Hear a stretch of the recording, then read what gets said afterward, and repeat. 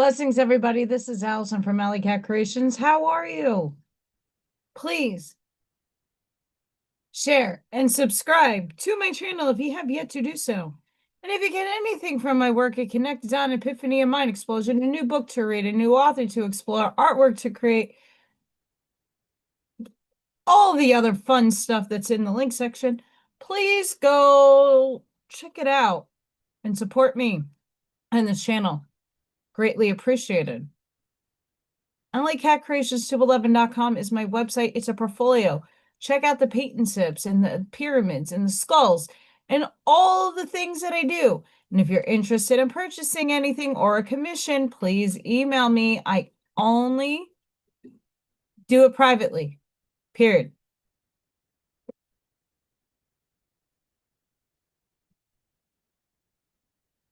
I have memberships, and it's a really great way to support me, but you also get a really good value for your time, effort, and help. I do an hour plus long Oracle card reading for tier 3 and up, 3D, 4D, 3D, 4D. You also get special emojis. Very soon, I'll be able to do a raffle here and there. Yes, Allison's a little less stressed.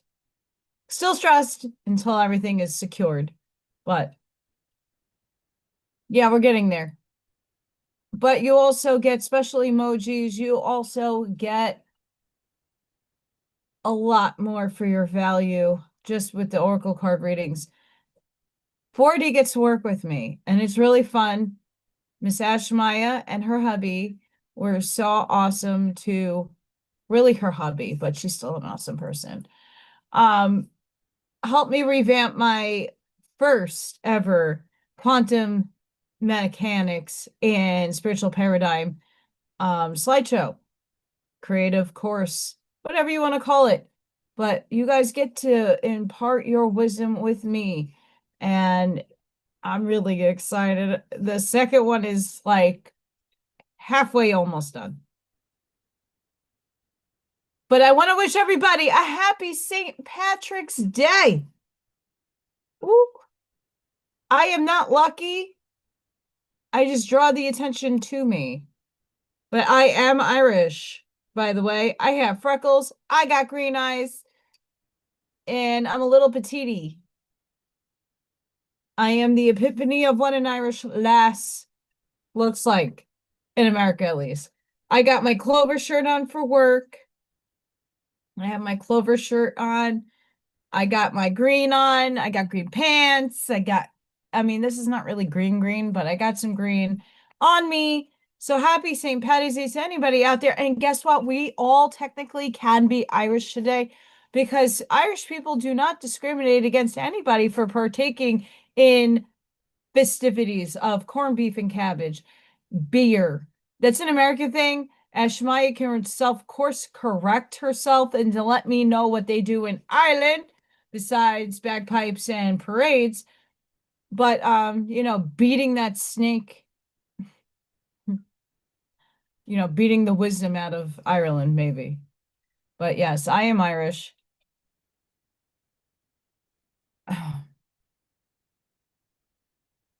Absolutely. Hi, Scott. Hi, Ashmaya. Hi, Charlene. Hi, everybody in the background watching. It's a pleasure to be here. It's St. Patty's Day. Hi. My day. I gotta love ChatGPT because I really was trying to figure out what um I wanted to do today. But this is an image that came up. But it looks like I'm getting married and there's nowhere near that ever happening. This is the thumbnail for today. If I really wanted to doll myself up, I could possibly look like this. And this was my little, yeah, that's great.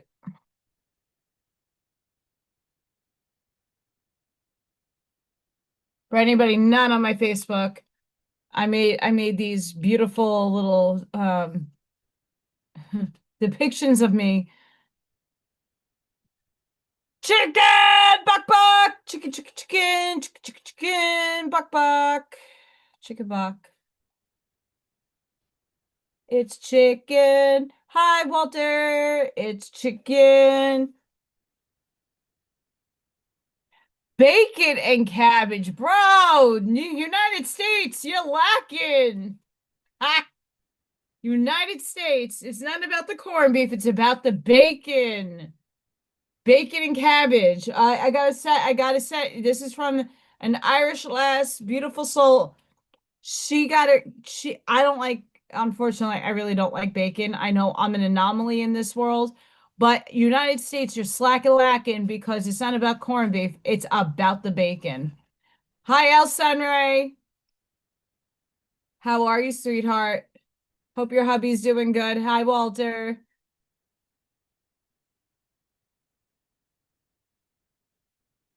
That's amazing. Um,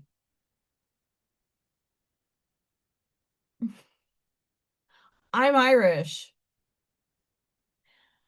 You want to laugh? My mom, when my dad died, and I was getting curious about what I was, as a human being genetically, and like Ancestry.com came out. I made my mom buy me a kit for my birthday because I needed to put a stone in carving that I was there. This is just Allison's beliefs. This is not projected to anybody but my own self. I told my mom, I'm not Jewish. She's like, but you are Jewish. I'm like, no, I'm not. I don't follow a religion. And I'm not Middle Eastern. I'm Irish. Look at me. I am super pale. I burn in the sun. I got freckles everywhere. I do. I got lots of freckles everywhere. Hard to see, but there's freckles here. Freckles everywhere. My hair turned white. I'm short and a little petite. So I am Irish. I got green eyes. I do. I got green eyes with a nice smudge of fun on my face. Green eyes.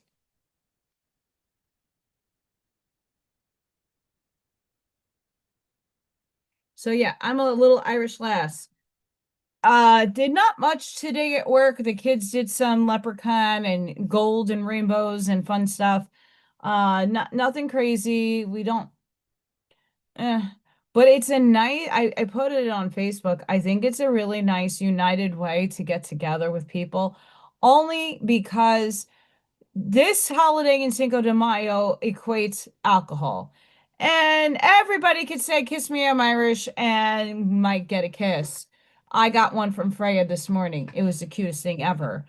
But anybody could partake in this holiday, and no one's going to be offended if you're not that culture or not from Ireland. No one. I don't know any Irish person that is not wanting to get drunk with you. And even if you don't drink as an Irish person, it's okay. You are not offended. I don't know any, in growing up, I don't know any Irish person offended that another culture was celebrating St. Patty's Day. Obviously, St. Pat is supposedly from Italy. That's debatable. But regardless, regardless. Cinco de Mayo is another holiday celebrated in Mexico. That day, everybody wants a shot of tequila, and no one's going to deny you that. And everybody's going to be cool with you wanting to partake in that. So, why can't we do this on a larger scale with other things? Copy. I mean, who's not down for Irish whiskey? I can't do that stuff anymore. Um, I'm not a fan of Guinness. Nope. Nope. Nope. Nope. Nope. Nope. No. I I agree with you, Charlene. I really do. I agree. It's just a blessing to be alive. Seriously, it's a blessing. And we need I was trying to convey this in the real and raw yesterday, and if you go into the comments, a beautiful subscriber was commenting there. Really good perceptions. And I don't knock anybody's stuff. I'm trying not to at least, and it's not in a direct intentional way. But hi Sparky, how are you, lovely soul? But I go out and have fun today. Everybody's Irish. Get a kiss from an animal, kiss yourself. Mwah! And just make it like good luck. Think good thoughts. Why not? Why not? Even if things are shitty, you can think a happy thought. Let's go back to Peter Pan. Be the fairy. Fairies are all about Ireland. Tell you that much. You can find fairies in Ireland. They're little winged creatures. They're there. There's mysticality in Ireland, not amongst all the castles and all the fun that you get. And if you're up there, you get to see Ashmai and her hubby and Little Thor too, which I might think that Little Thor is portaling over there.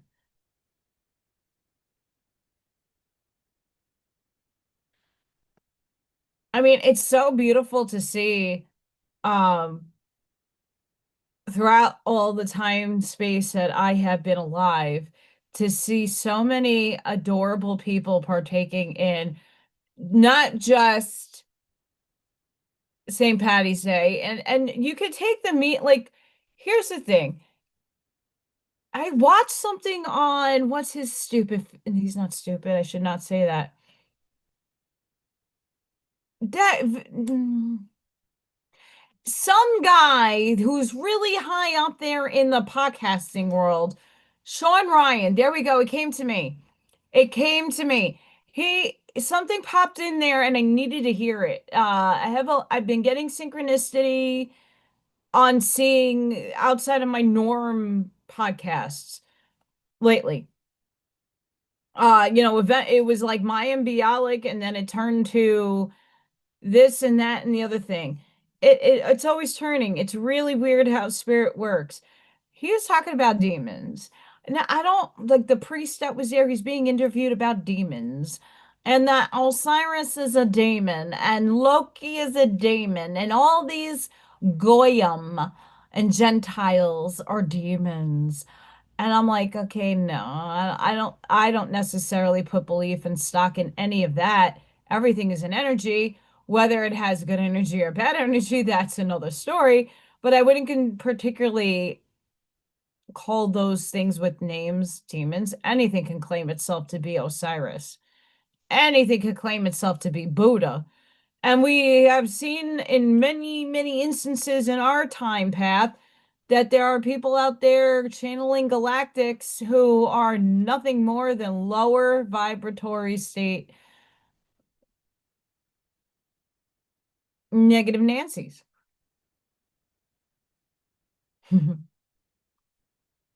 And I found that conversation very intriguing. Very intriguing.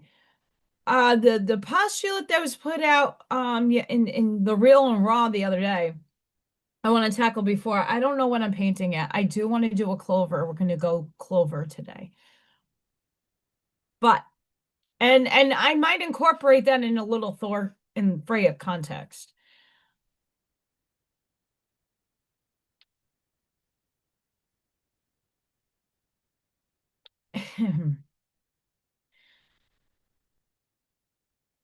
Being divine neutral does not necessarily mean you don't see good and evil and you don't actually experience it. You are in 3D, and that's the boundary line we are bound to.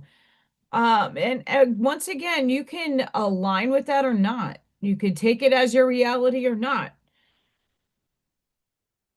We all are bound by some law of nature, the laws of this physicality, whatever they are to you. And there is good and evil. I'm not denouncing that there isn't, but there is a perspective that I hold to see God in all things, to acknowledge that God's source, let there be light, let God said, and superposition was founded. Now it's becoming more scientifically based, which will eventually be actually not a theory, probably how we got here. Seriously, God had a thought and observed what he wanted in an imaginary state, and he said, let there be light, or she, whatever have you. And here we are. God is in all things, that the things that are negative and evil are literally just a perception. And also people playing an experience because that's what God wants to have through them. Or that the subatomic particles and the muons and gluons that are running through your body, making up your physicality, wants to experience a negative lifetime for greater soul growth and learning.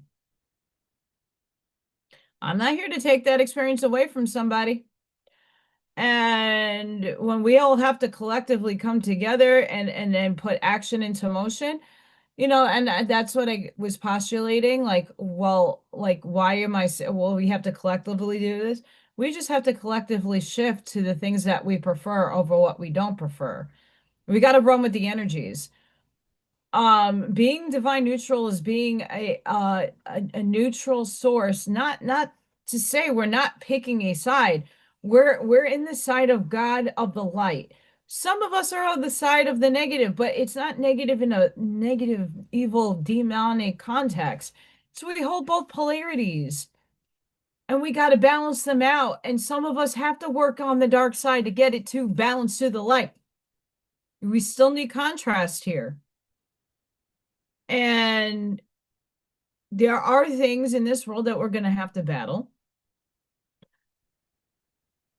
But is it the battle of the mind? Is it battle of physicality? Is it, well, we got to stop these things from happening? Well, too many people are sitting on their couch eating but really stale 8-year-old popcorn, waiting for something to happen instead of putting the energy into fixing themselves and moving forward.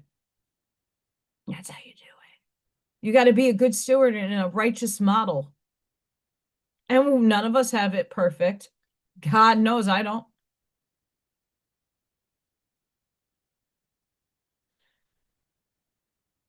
There's like I think in the town behind, like down from me, there is a parade, but I don't know.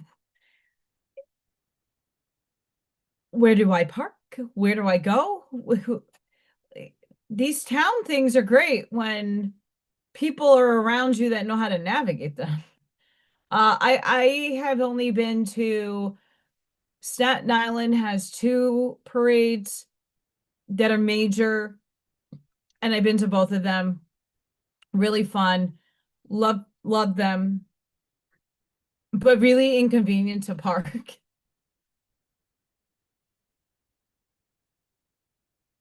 Really inconvenient to park.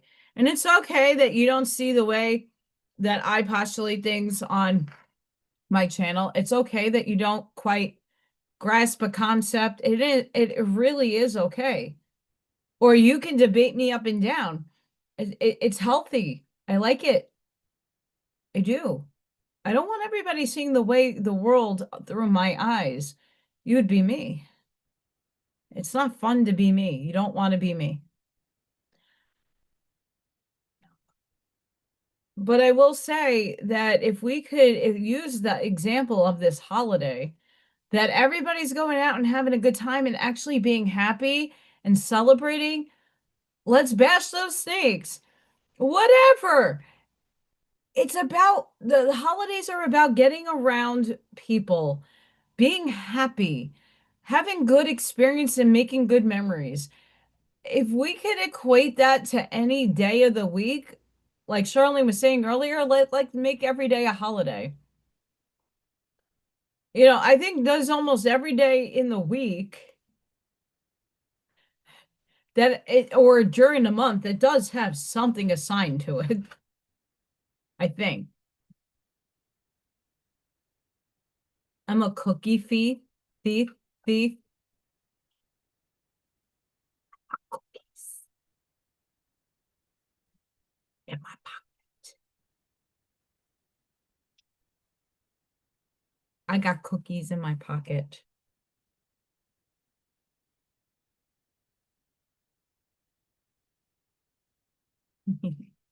I do. I got little mini cookie bags in my pocket. Um, Today was a little batshit crazy. Let's get into what's going on. Ohio saw who's something out of the sky. Something out of the sky happened in over Ohio.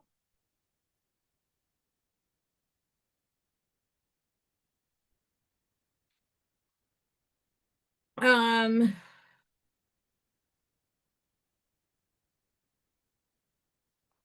there was something over the sky, meteor, alien, satellite falling out of the sky, the weather balloon falling out of the sky. I don't know. I don't know. I don't speculate much. I just say, cool.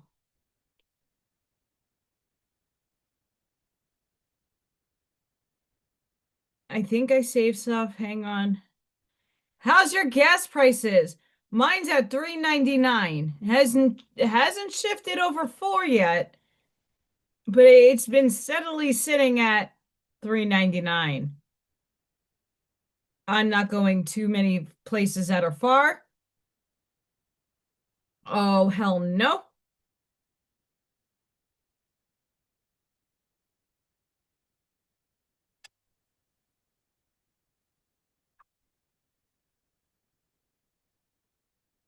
So spring is in 3 days, give or take. Meteorological, however you say it, my mouth is not working properly. That is the new year for the meteorology weather. We're hitting spring. What's growing in your life?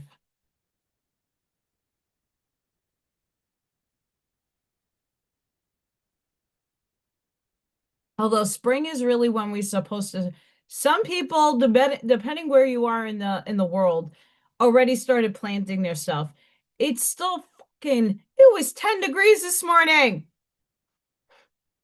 10, maybe 3 degrees when I woke up. 3. Right now it's 16 degrees. So there's no planning around here. I got a gut in my own, besides my berry razor, I gotta gut everything and start from scratch. Um, but metaphorically speaking, the oracle cards from the weekend was really talking about how the week before that the seed started to crack just enough, and now the root is starting to come out, and it's starting to actually press into the soil. We're in for a mother load of extreme changes. The mother load.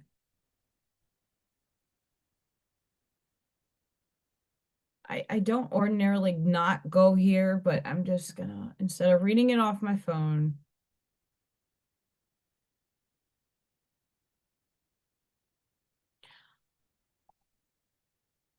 And don't mind me, my brain is like on and off.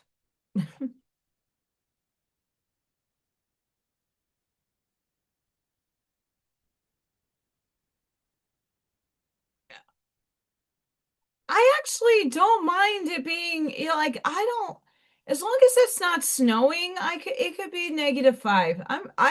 I'm always layered because I can take those layers off. I'm just not happy with frozen pipes, but I don't mind the cold. I just mind the snow and the ice that comes along with it. I might be getting snow again tonight into tomorrow. We'll see. So annoying. But like it's whole, I don't know if there's a reasoning for them holding up a large portion of the farmland in the United States with its basic necessity crops being so frozen over, and you got to wait for the land to thaw out. You're not where we are. You know, Scott has his stuff already coming out and going back in soon. So yesterday was a new moon in Pisces. This is a very big one. Where one chapter closes, a new dream quietly begins. This new moon forms at 28 degrees Pisces, the final degree of the zodiac, a sacred threshold where endings naturally shift into new beginnings. And this time the shift feels different. I can say, yes, it does. You may realize that certain chapters in your life have already completed themselves. Relationships that taught their lessons, versions of yourself you've outgrown. Yes. Dreams that were stepping stones rather than destinations. Nothing is being taken from you. It's simply time for something more aligned to take its place. Pisces energy softens the mind and opens the heart. Your intuition becomes louder than logic. You may notice subtle signs, vivid dreams, emotional clarity, or moments of deep creative inspiration guiding you toward what comes next. This is the universe whispering, trust where you're being led. And the timing matters. With Mercury in Pisces preparing to station direct, bye-bye Mercury retrograde on March 20th, the fog of recent weeks begins to lift. Conversations make sense again. Confusion clears. It clears. Yay! The endings that once felt uncertain start revealing their deeper purpose. Oh, I can't wait to show you that. This new moon is not just about release, it's about vision. The dreams you've been quietly imagining, the life you've been sensing but couldn't fully describe, the future your heart has been preparing for, it begins here. Save this reminder for the new cycle ahead. Sometimes the most powerful new beginnings arrive quietly. Right after you finally release what your soul has already finished carrying. Blessing, Sid! How are you? I think a lot of us, including myself, has definitely been feeling this. Oh.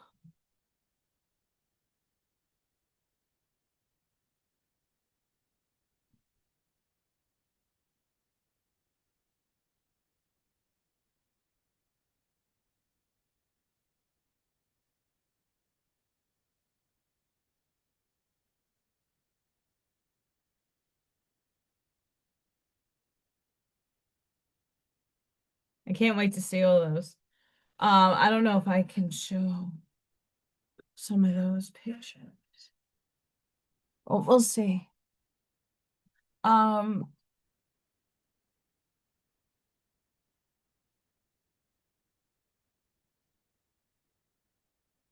about today because I'm just Irish and happy as a lassie.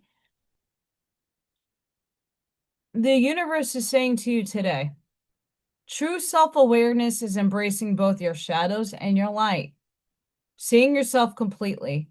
It's not just recognizing your flaws and limitations. And we all tend to go there first instead of like, what are you amazing about?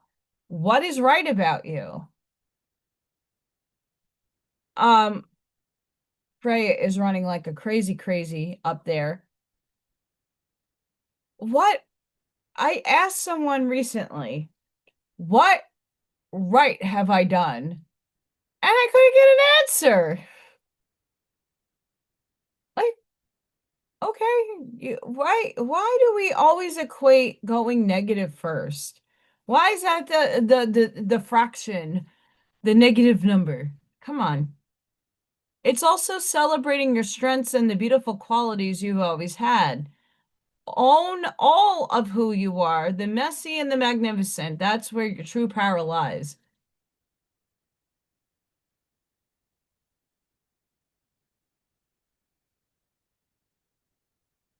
Seriously. Seriously. I just adore this, FYI. Because it's not just St. Patty's Day, and I wish it was just Patron Saint Cats. Hi! Look at all the K-Cats! Saint Gertrude. Guess what? Patron saint of cat. I rather this than St. Patty's Day because it has kitties involved. Kitties.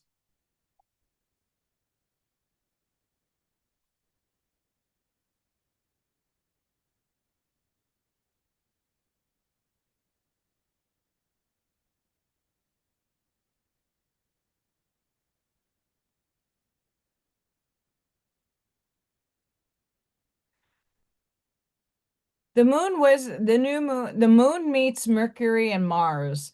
The moon whispers what your soul already knows. Mercury dares you to finally say it out loud. Mars gives you no choice but to act. That is not a coincidence. This is the universe writing your next chapter, or maybe you are writing your best chapter.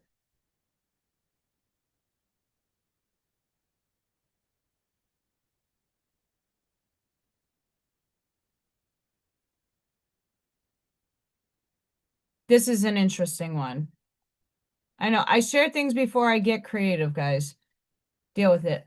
On March 17th, the universe creates a rare and fated alignment as Mercury retrograde meets the north node of destiny in Pisces, blending the planet of communication with the point that represents your highest destined path. This is the past meeting the future at a single cosmic doorway, where what was left unfinished finally circles back, Jen Psaki, to complete in ways that feel divinely arranged. Every spoken word or written message moves through Mercury's domain. And when this planet travels backward, it calls you to return to what remains incomplete or recover connections that closed before their full meaning had a chance to unfold. The North Node magnetically pulls you toward encounters that feel strangely familiar. And when Mercury meets this fated point, everything moving through communication becomes charged with deep karmic significance. I'm done with karma. I want my effing dharma. I think a lot of us feel that way too. Dreams now grow vivid and symbolic, while intuitive downloads flood your awareness with clarity about situations that confuse you for months or even years. I think that's all of us. Waves of nostalgia pull you back into moments, conversations and feelings you thought you had forgotten, revealing meaning you missed the first time around. That's me. It takes me forever to process a lot of shit. I'm not gonna lie. It really does. And it's a flaw that I can't stand about myself.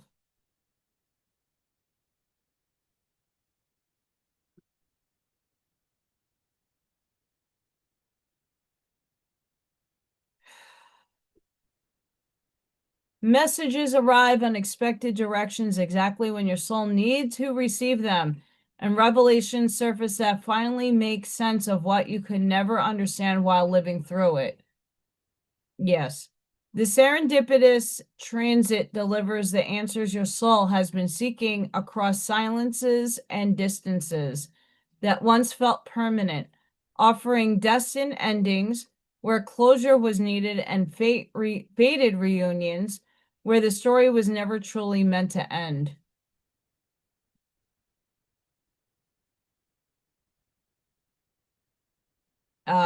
Yeah. Interesting, interesting, interesting. We have Spiritual Cachet, one of my favorites.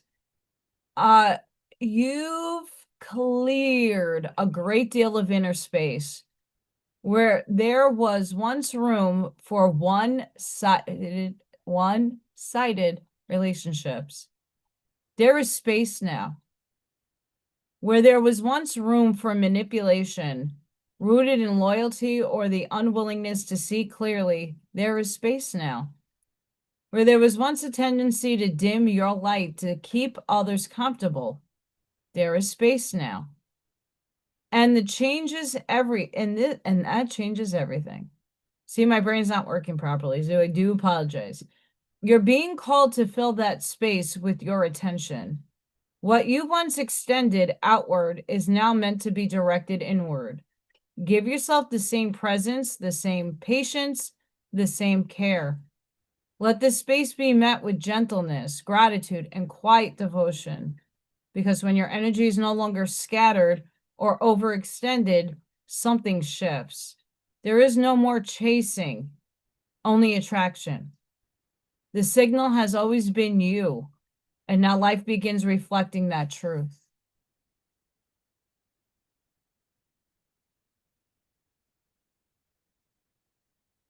Hi. Chick crazy energy. Batshit crazy energy. It's St. Patty's Day. I don't have beer. I have coffee. It's not Irish coffee either.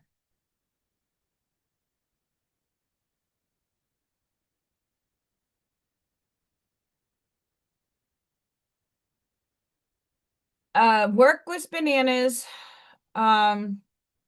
There's more to read, but let's check in with the Schumann really quick. Huh.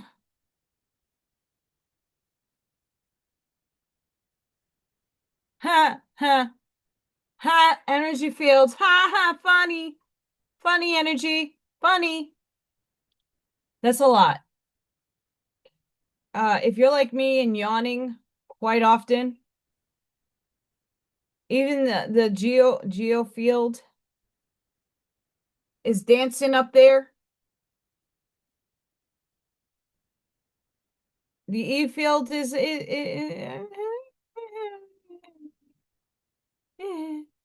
we got some Saint Germains of the fire flames happening there.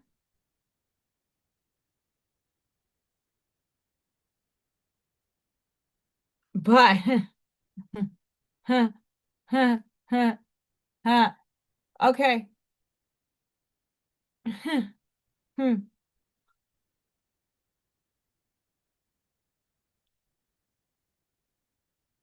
Do you feel crazy? Do you feel like everything is falling apart? Do you feel like you have the certain knowing that things are going to actually pull through? That people's batshit effing crazy behavior is not to affect you. Hi, it's like an angel wing coming in. Whee! That was earlier today. And that's like around right now. But do we notice we're still on the grid? We are gridding. We are in a matrix of some sort. Or the layers of reality is densifying down and things are starting to come together. We're at a 7.79 frequencies. And we had a blackout overnight. A little one. It's a little bit. We had a little shifty shift.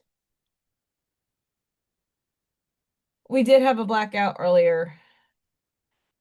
Yesterday, just before, yesterday evening, we had one. But this is just to, check in with yourself.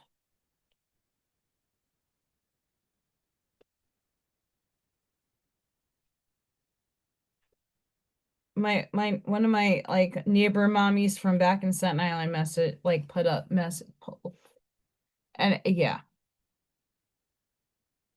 Yeah, I mean, this is like spring. This is Jupiter coming into station direct. This is like that Jupiter's been in retrograde. Now it's coming into direct in Aries. Saturn's in Aries. There's like 7 other planets going into Aries.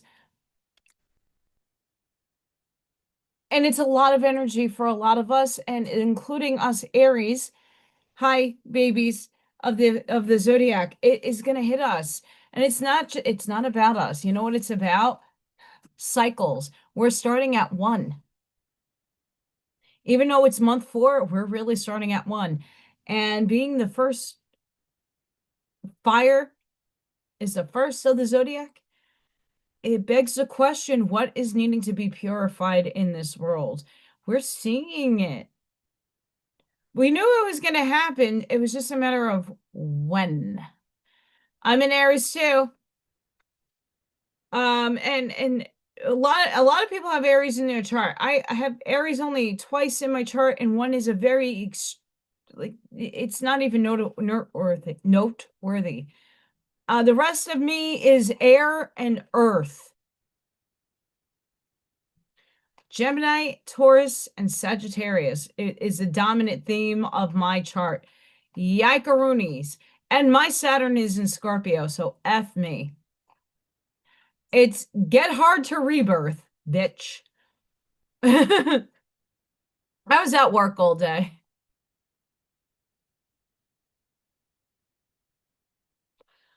And let me tell you, those kids were off again. Yesterday was like everybody was off. Just felt off. Everything was off feeling. Today, a little lighter, but also feeling very off. Very off with the kiddos, the energy, the way a lot of them were behaving, and obviously children on the spectrum and children that have a different type of nervous system are literally absorbing more of this energy and feeling it harder than regular children. And a lot of us are also neurodivergent in our own little special ways, and we be feeling it differently. I know the last couple of weeks I've been feeling extremely overwhelmed without putting my finger on where I feel overwhelmed. Beyond the finances, beyond figuring things out, I still gotta get my taxes figured out. My accountant is ignoring me. So I gotta go find another avenue to get my taxes done. I'm not really worried about it because it ain't getting much back, if anything. Like just been feeling heavy. Been feeling heavy. I know look, I'm going through the changes. I'm starting those changes, those female changes we all dread. I am hitting them early. I'm in brain fog. I'm a fog, a brain sometimes. My dyslexia has been worse than ever. My brain can't process shit. You could see I'm adding words when I'm reading to you on a screen. I could see clearly, but my brain doesn't. It's not interpreting the things that I'm seeing properly. Um, I've been noticing a lot of that. Sorry, guys. Like recalling things when it's very frustrating. I now understand my mom. I didn't understand her menopause, and I'm not in that stage just yet. I'm in the pre. But I get it. I get it. Uh I understand it better now because now I'm going through it.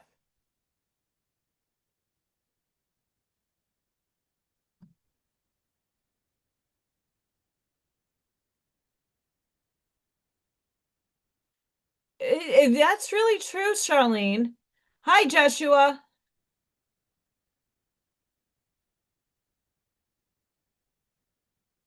Um, roller coaster can just be equated to the band of wavelength you are riding right now. And sometimes we catch the wave of let's just say you're tuning into a radio station and everything is like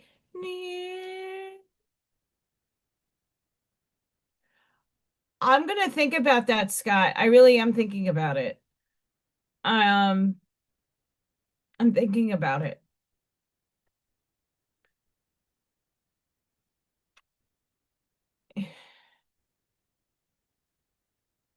I just there's a lot of like Indiana stuff I don't know. I,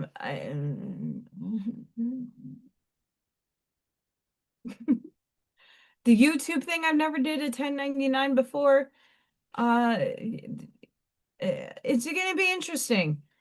Um, Ivy gave me a person. I'm gonna see if I can reach out to them over the weekend. I will be doing a vending event. I'm waiting on the library. I'm hoping to get more events also going on in life to sell some of my work. I'm like, it's that season. Well, enjoy your dinner. I actually ran home. I got here on time. Not that there's never a time. And I made hamburgers. I'm trying to eat healthier. I need animal protein and some of the minerals in the meat. I do.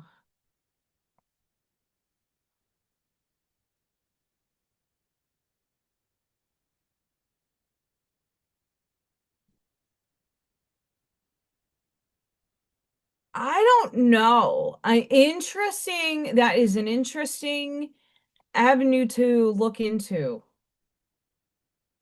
Um, I have to look into that. So what happened, why this is so, again, this is the second year this has happened. My school mails it out and then I never receive it. I receive one aspect of it and not the other, and I never signed up for it to be digital. And then I then have to, you have to wait. They told us that there was an error, that things were going to be fixed. So this time it was late deliberately, but because of an error on their end. I then go and I'm waiting and waiting, and I'm like, okay, now I got to download this shit again. And last time it downloaded, it was in the wrong font or something. And when I went for the equity loan, they were like, we can't even see this. I'm like, well, this is what I got. I don't know what to tell you. Um, so this year was a little better, but I got it at the beginning of March. And now we're 17 days in and I'm figuring things out. I mean, it's not even worth an extension because it's like literally two things. Like I have no interest in the bank, so they never sent me anything. It's literally two things. And if I could get anything from my state because of how poor I am, 2 seconds.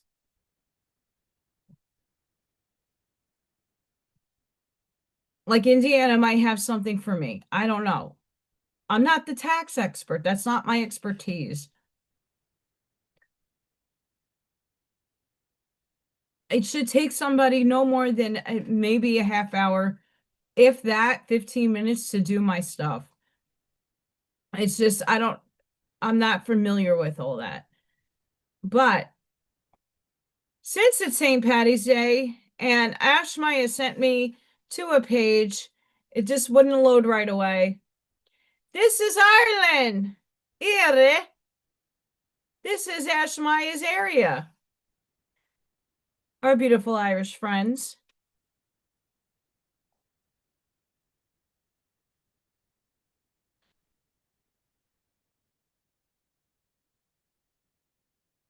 Ashmaya, are you in any of these photos?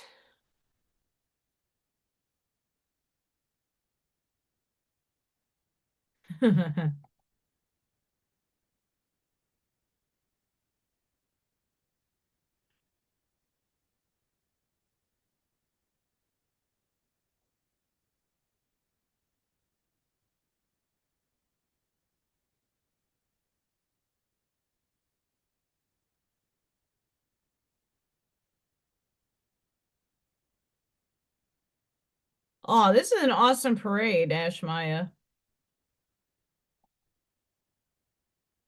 No.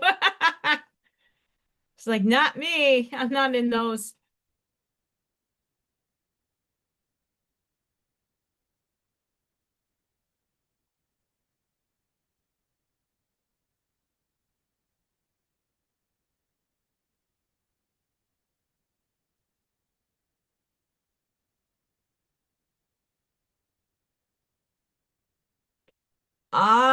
This is the one thing I can tell you right now. If I lived in Ireland, I want Irish tap dancing, step dancing.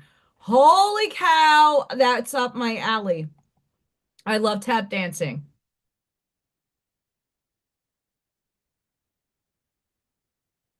Oh, these are so cute.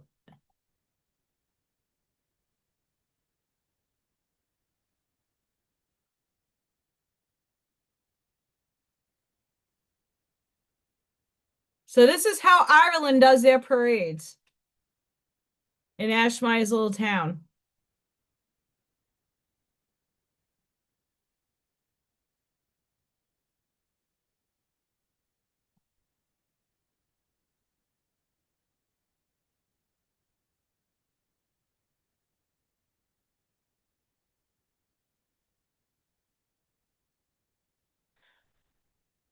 OMG.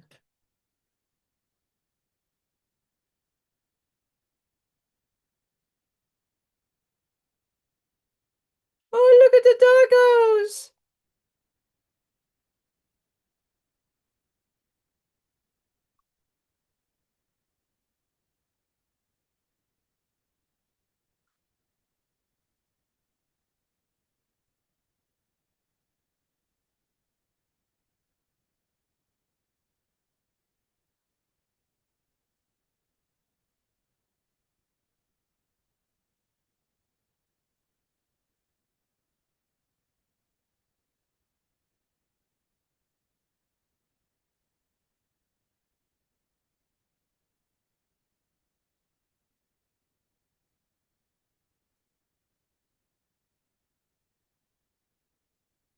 Oh, that's awesome, Ashmaya. Thank you for sharing that. Um, it's one of my favorite holidays.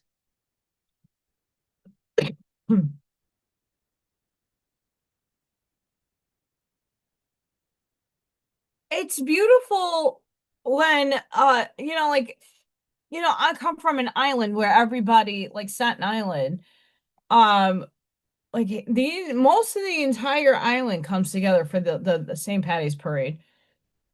Unless there's political agendas at foot. We have that. I don't understand why. I really don't. I never understood it.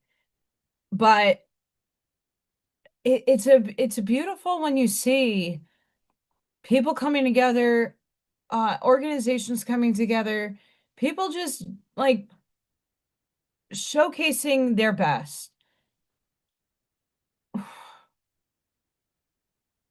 It's a great feeling.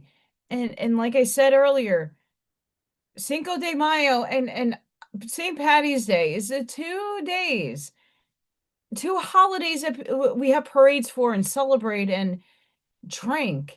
Why does alcohol have to bring everybody together? I don't know.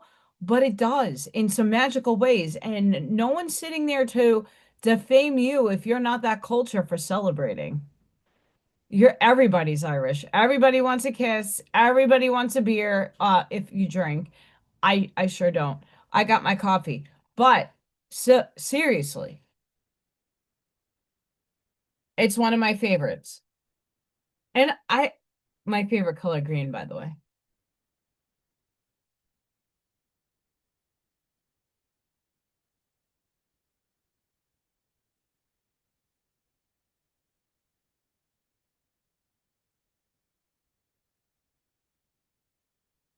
I got some glitterily, hear me? Glitterily, glitter-ish,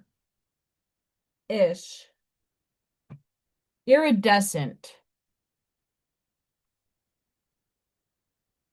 iridescence.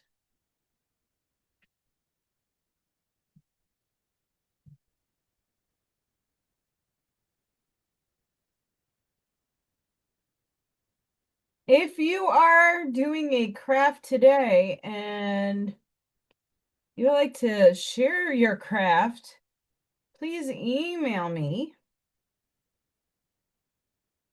That's another thing I'm going to start doing, guys. If you email me pictures of your crafts and you want them to be shown, I'm more than happy to do so. I don't know why I didn't ever think about that in the first place.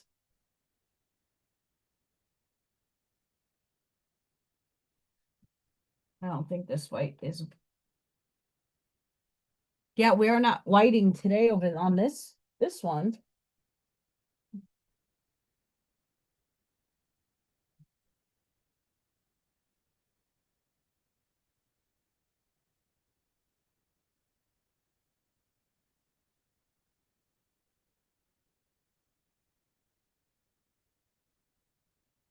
I don't even know if this is open.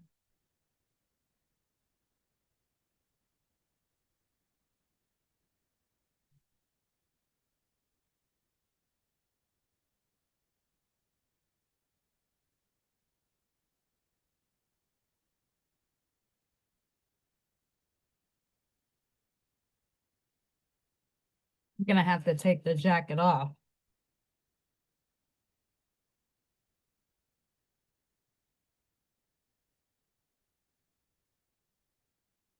Yes. If you at home are crafting with me, you're doing a painting, you're doing a watercolor, you are doing some kind of craft, and you would like me to showcase it, email me. I'm not here to judge.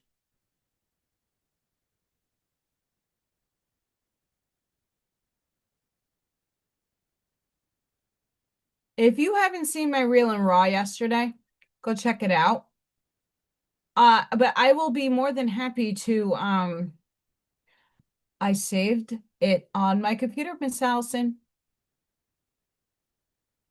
I did not mean for that. Oh boy.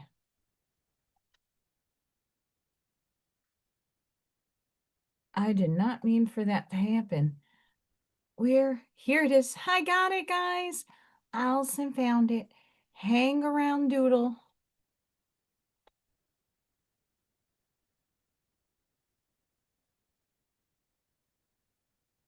Yeah, if you have it, like, I know, okay, just because we love Ash White and it's St. Patty's Day.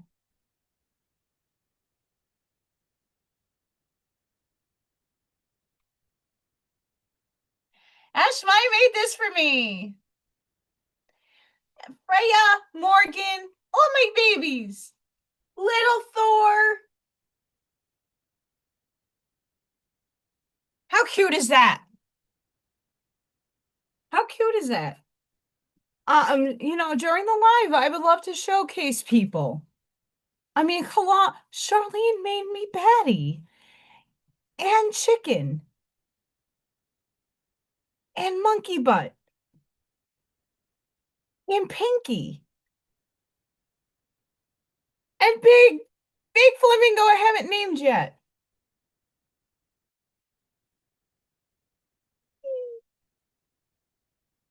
I have another one around here somewhere. I have them all over the place. show me your work. But yesterday, I brought up an analogy that I think is very useful for everybody before I get into painting, because I'm still figuring out what colors I want.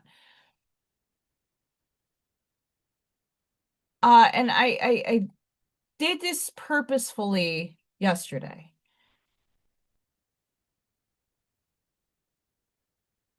Not everybody goes to museums. Not everybody's an artist. Not everybody looks at art the same way.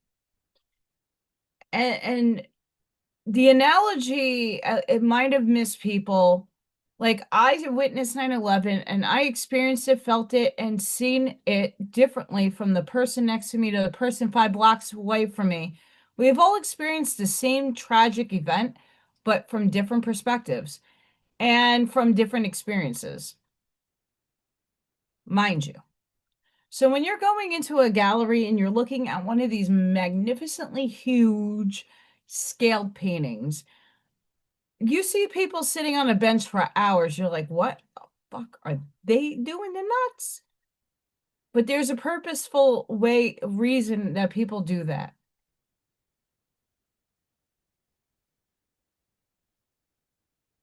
If I were to show you this, it's pixelated, mind you. What are you seeing right now? You're seeing basically like a grid, and you're seeing swatches of different colors and different shapes, organic shapes. Okay, that's a little bit less pixelated. Like, oh, that's really abstract, Allison. Geometrically abstract. Cool. You see, you can't tell in this image, but there might be some texture on that paint. There might be some elevation to the paint.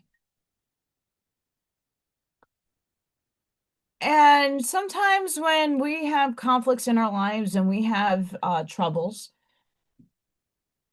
we only see things from this perspective. Because we're in it in the moment, we're feeling it, we're like, we're in our emotions, right? But sometimes you need to take a little bit of a step back to view the bigger picture.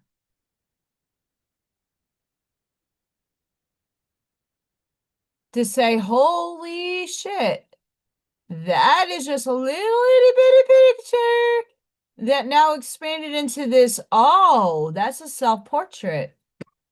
That's Chuck Close, by the way.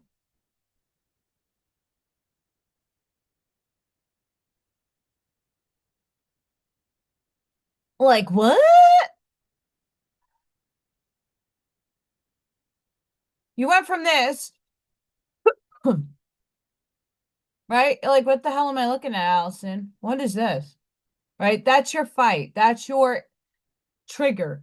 That's your issue with another person, situation, house, whatever have you. Whatever is going, like, angst inside of your body, giving you anxiety, giving you nervousness, whatever it is. Okay, you're seeing it in this pixelated maj page blah. But then you kind of take a step and take a breath. You're like, all right, we got to master this. What is going on? And we keep pulling back a bit to get a clarity of, oh, okay, I see the little bit of a bigger picture. All right, things are getting a little clearer. They're still pixelated. Things still kind of don't make sense. But now I'm seeing how things are actually going, and it's taking time for you to process now what you're seeing in front of you. Before you were seeing like a little itty bitty picture, now you're taking the breath, you're stepping back. You take another really big deep breath and you step back, and now there's things that start to make more sense and have more clarity. Oh, wow, this is actually a nose. Oh, wow, this little pixelated box right here is a formulation of glasses. Those are eyes. Oh my goodness, there's a mouth. Now you're seeing a bigger picture. But you're still now taking the step back to see the entirety of what's going on. How complex your situation is, how crazy it's all interwoven, how certain things didn't make sense up front, but now they started making sense. Oh, shit. What? And now you get the clarity of the full picture.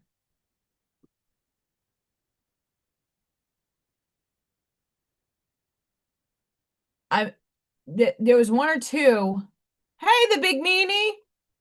This was one of two other different paintings that I wanted to do this with because this gives you an actual representation of like what is going on when we're so fixed focus and our attention's only on that one aspect of something and you're looping and you don't take a breath to take the step back, you're not going to see the clearest, most defined picture. And this is abstract.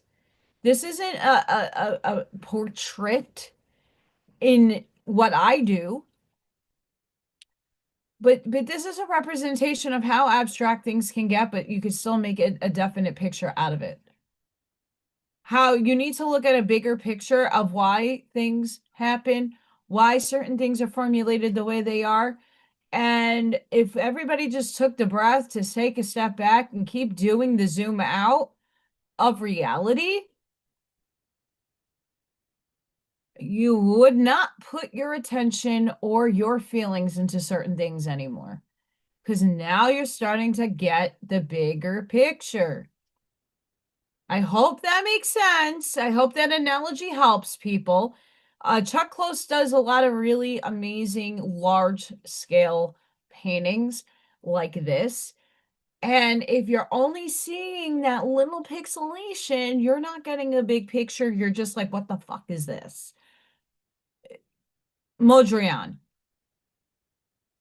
But when you expansively blow an abstract piece out, or you're blowing something really massive, if you keep going in and out, you're going to see different details. If you keep moving around the room, you're going to see different details. You're going to see the texture on the paint. You're going to see different dynamicism that you haven't seen when you're just staring at it from afar or coming up close. You're missing, you're going to miss all the details if you don't do both. You need to see the full picture and you need to see it up close and you need to see it and experience it from afar. It's not just meant to be taken. You're in an experience, you're going through this shit, and now you have to start taking yourself out of the equation to see the big picture objectively. Objectively. And why do I say objectively? Allison was not prepared to paint today. Whoops! That's my printer!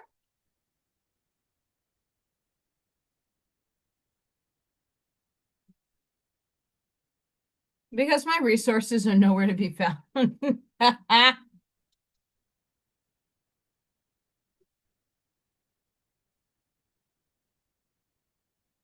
Should I be wearing a smock? Yes. I only wear this shirt once a year for St. Patty's Day, so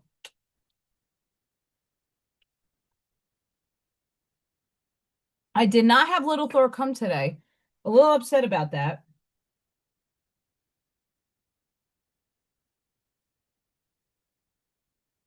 Smidgen.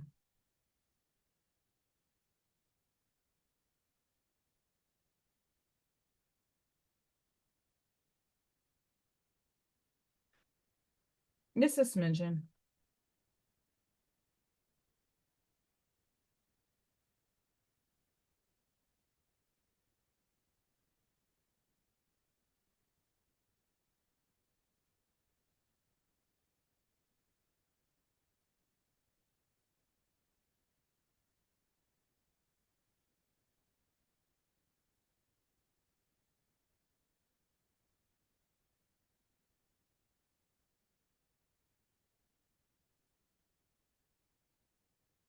Just a midget.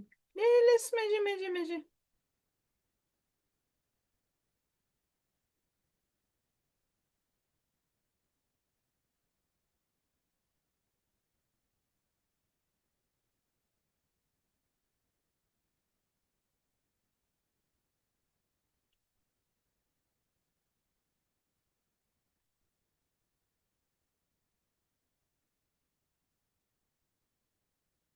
I'm mapping out my clover. We're doing clovers today. Sorry. And there are going to be little parts of my paintings that little Thor and little Freya are going to explore.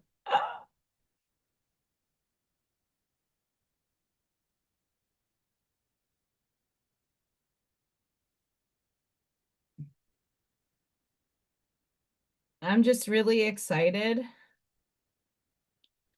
to include some of your pets. Some of you sent me your pets.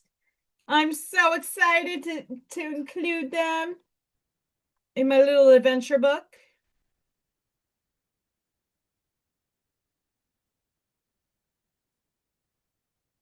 That's right. I am still getting in resources.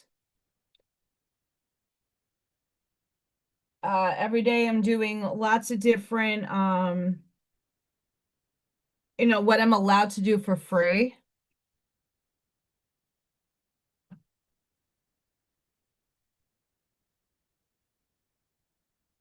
Free is the best way for Allison right now to go the route in which to get things done.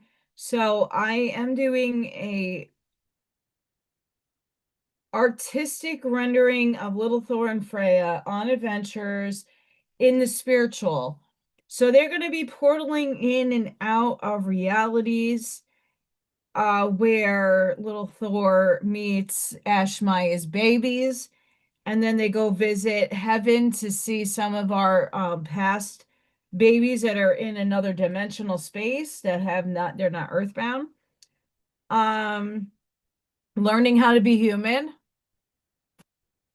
So I want what the idea behind Little Thor and Freya going on adventures and with Baby P is keeping it on a spiritual context using quantum mechanics, but also being lighthearted and having fun, but allowing the kids to have an imagination. There are not many books out there in the children book land that I have seen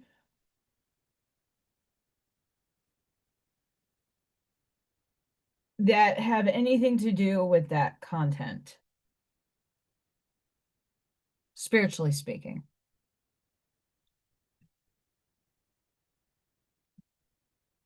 So I want to incorporate a lot of different things. It's going to take me time to get all of the content, and I'm going to just mock up a first version of it very soon. My spring break is incoming, and I'll have some time to sit with it and start making some ideas happen, like storyboarding. And then if I feel like, oh, no, that belongs in a different type of series, I'm going to put that there and all that fun stuff. Hi, Auntie Amy.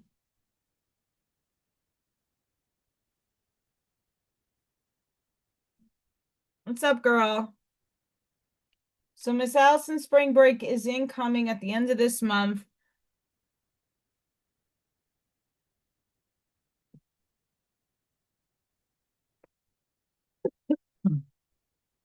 This is like a bogus four-leaf clover. We're gonna make it rock. Make this fatter.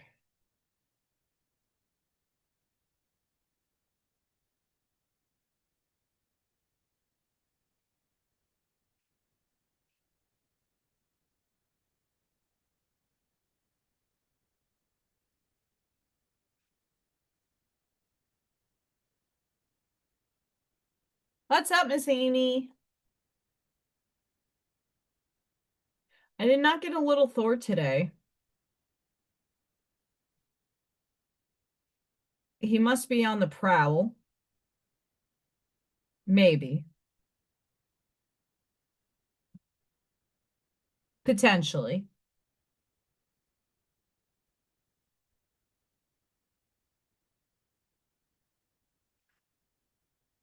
Potentially.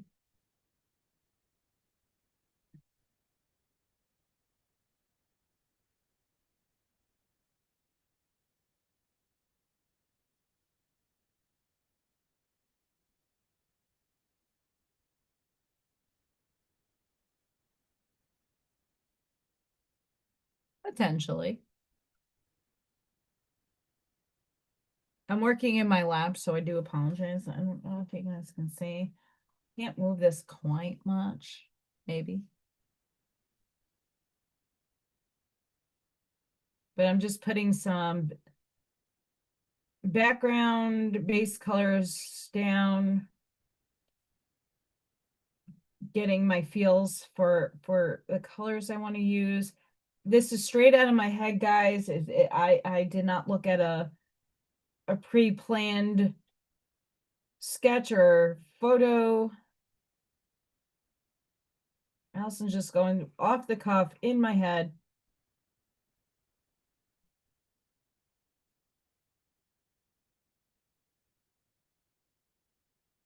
Happy St. Patty's Day.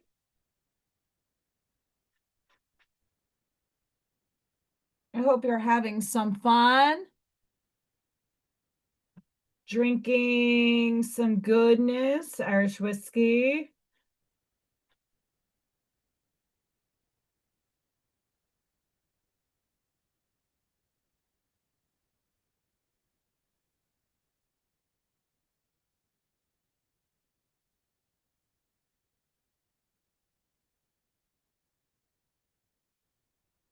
If it was me 25 years ago,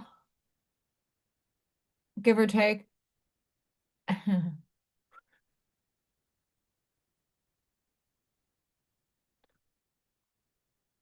Allison will soon be a new owner of a new phone very shortly. Maybe by my birthday. That'd be phenomenal.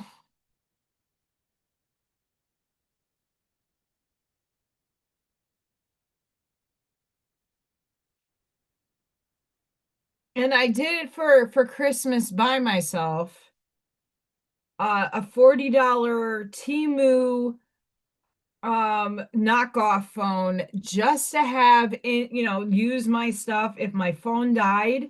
Not that I would have a phone number to call, but I would have my internet to message. So people could still stay in touch with me while shit's going down. I don't rely on those phones either. They're $40 for a reason. But for something that can just connect to the internet, I was like, okay, $40 I can do, and I get a bunch of free shit for doing it.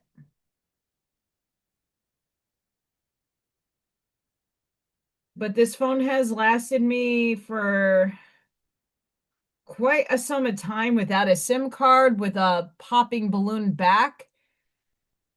Yes, the back of my phone's ballooning out because the battery is shot and there's no fixing it. And the version of the phone they want to give me is a refurbished, nonsensical. Nope, I'd rather a new phone. I'd rather the investment because I keep my things really nice. And especially my technology has lasted me for a long time. So I like to make investments where they make sense. I just don't go out and get the latest, newest, and greatest because it's a trend. No, I like buy things when I feel that it's worth the value and it's going to last me.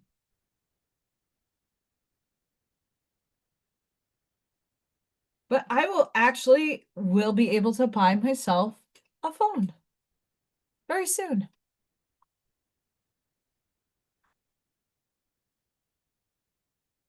Girl, that sounds delish. I like Chardonnay. Um, I got to be in the mood for it. I like Merlot. I don't know why. It's very depends on the brand. Wine for me is brand base. Not gonna lie.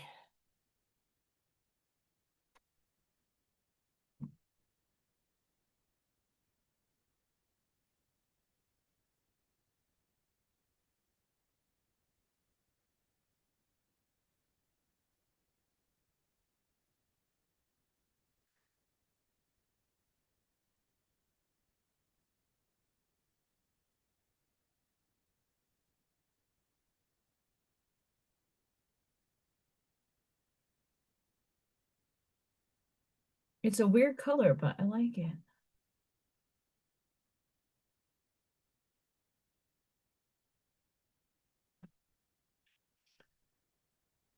There's metallics in here.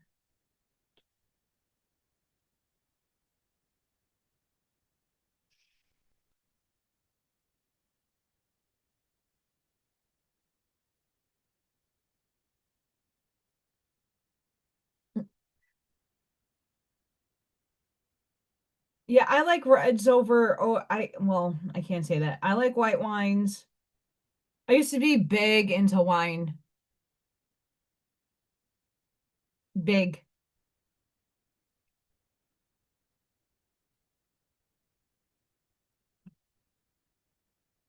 When you have port, sweetie wines over dessert, Italian desserts, by the way, that's game changing.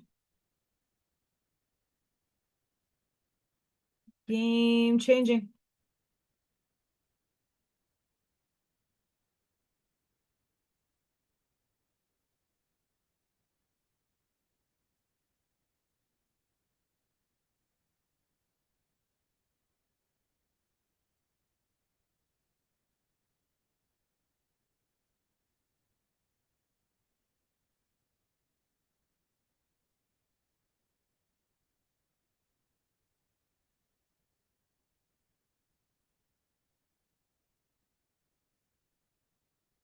I don't drink anymore. And if I do, it's seldom.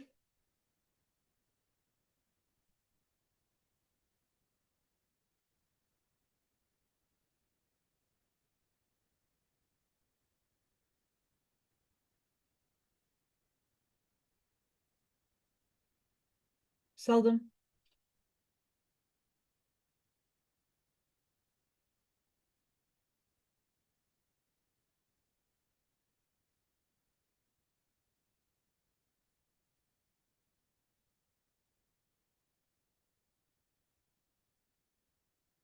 But every once in a while, you're entitled to do you. How do you want to do you? We're merging into new energy, guys. We've been feeling it. I know I've been feeling it directly. Not in the prettiest ways. My life has not been pretty in the last couple of months. A lot of things that I had to actually tackle in my life came full circle. You know, like eventually you got to tackle the things that you put off to the side because in the moment there's nothing you can do about it. And now things are going to start compiling up a little bit more. The weather. The weather. Anybody here in Michigan? Holy cow. Some places got 40 inches. Some a little higher than that. I think somebody I think there was I don't know I don't go off accuracy because with wind you can't get accuracy in the snow. But like 53 inches. What? The F.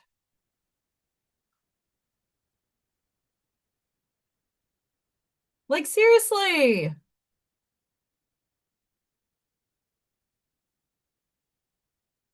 Can you imagine shoveling that?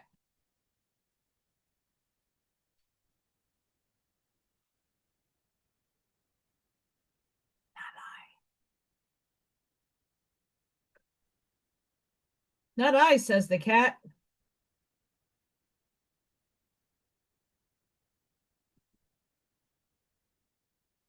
Nope, nope, nope, nope, no.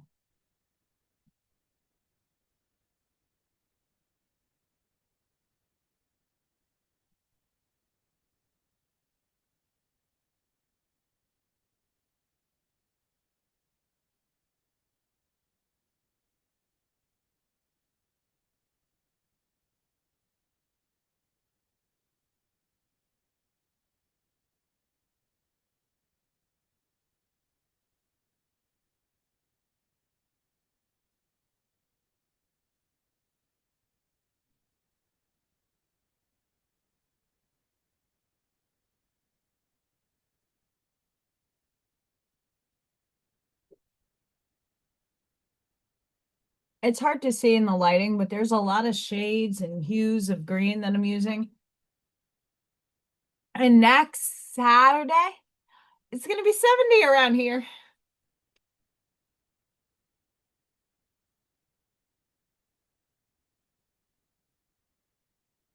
Amy,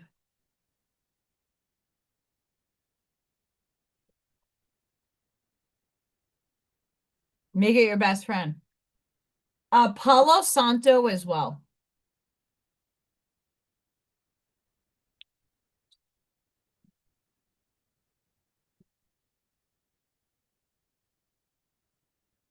I'm a big fan of Palo Santo. Thank you, Scott.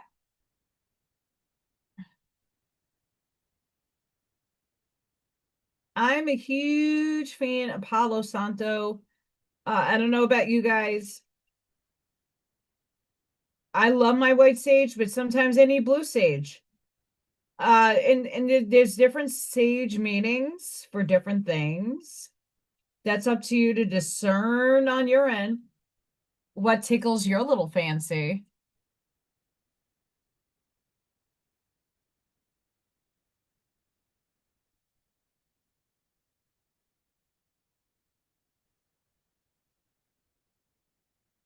But what tickles my fancy doesn't work for everybody. So I like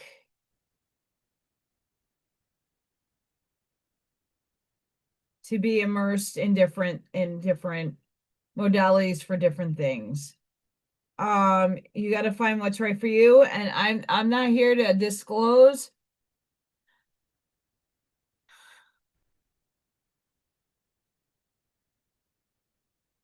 Truth, Ash Maya.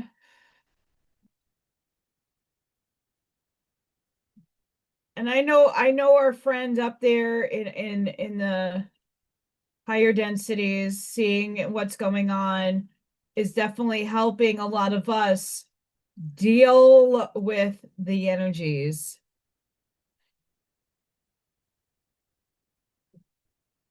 For sure.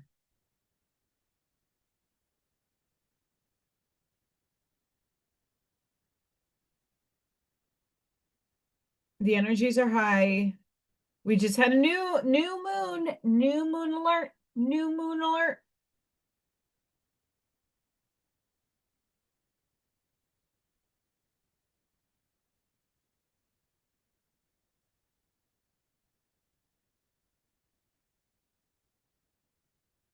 New moon alert.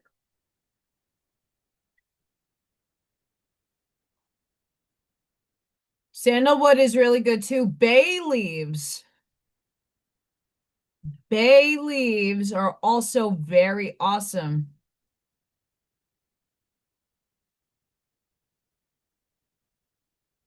I miss him.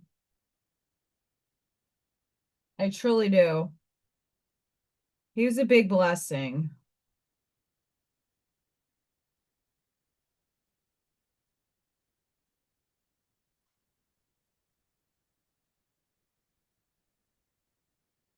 There's a lot of I count on my blessings, believe it or not. And not everything that's beautiful is a blessing, but everything does have a meaning and a purpose that serves you at one point in time. I have to say that the people that I have come across in the last 10 years all are blessings, even if they're disguised in ugliness and you know People are where they're at for a reason. Not everything is supposed to last forever. Some things are, some things are not. I mean, hell, I thought I was going to still be in New York half my entire life. I loved it there. Until it showed me a sign that I'm like, oh, fuck out of here. No, thank you. Nope, nope, nope, nope.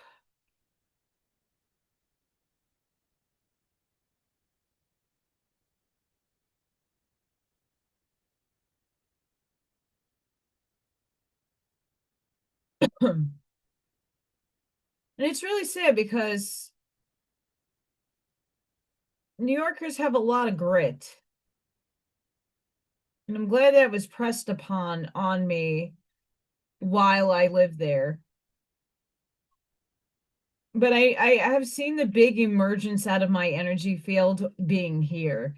And even though here is very tainted with a lot of demonic, and yes, I will claim that. Do I feed into it? No, but there's a lot of negative energy around here. My job came here to clear it as best as my ability.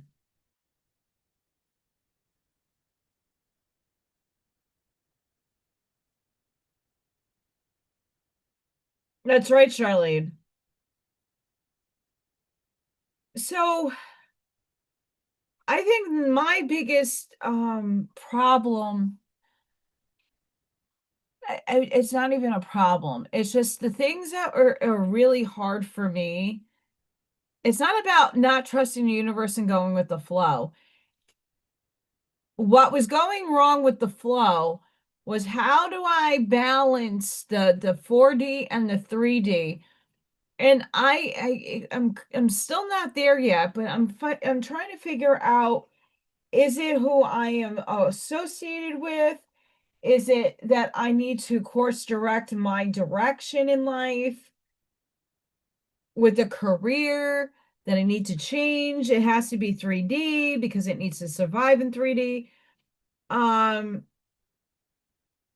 these are the postulates that I ask myself a lot because I think I'm always upstairs. Most of my energy is equated to upstairs, not down here. And there are a lot of people that don't understand that and don't respect it or just don't comprehend it, can't see it, and mock it. Not that that bothers me, but then I have to find and move on to find the right people. I mean, I have you guys, but in like my everyday, going into 3D land and finding people to connect with is becoming a lot harder. Ain't gonna lie on that one.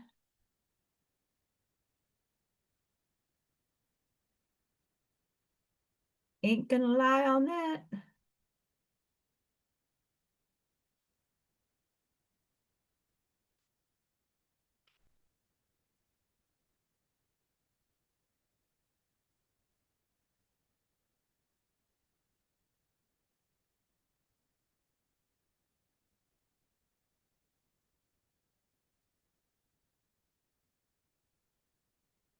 Ain't gonna lie on that, babe.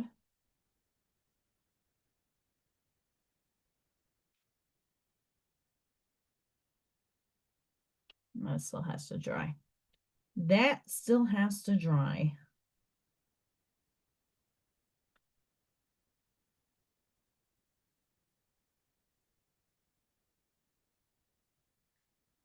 Life is happening through you too. Through you.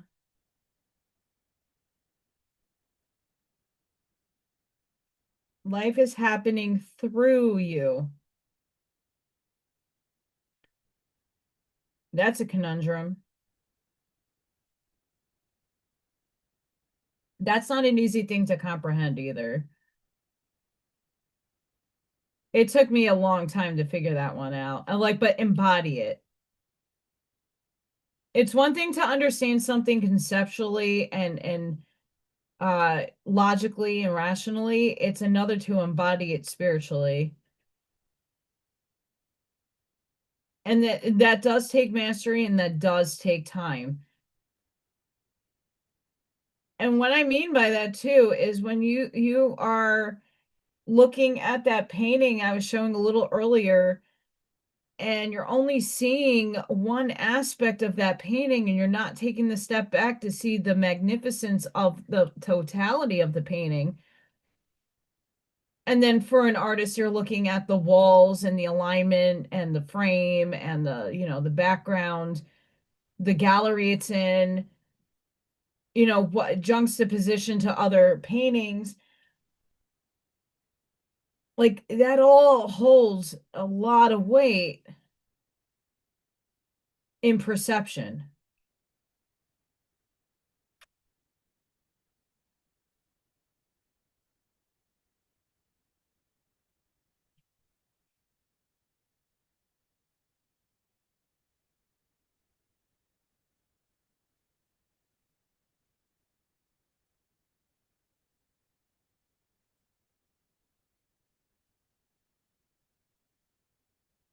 It does.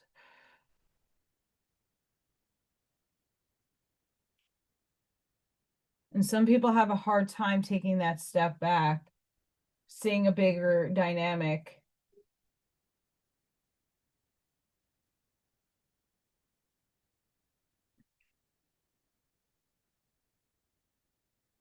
before they react and breathe.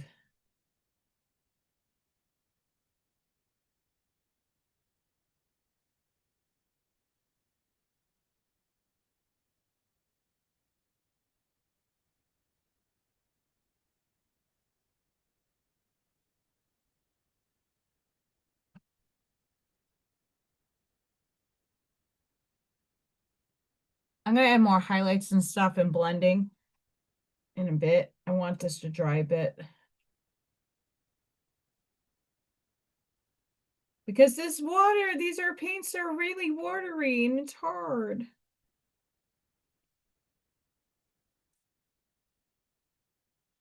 But I'm blessed to have them.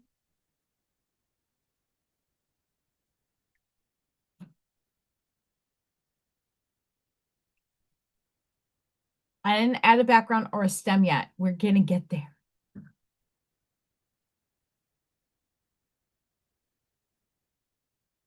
We're going to get there.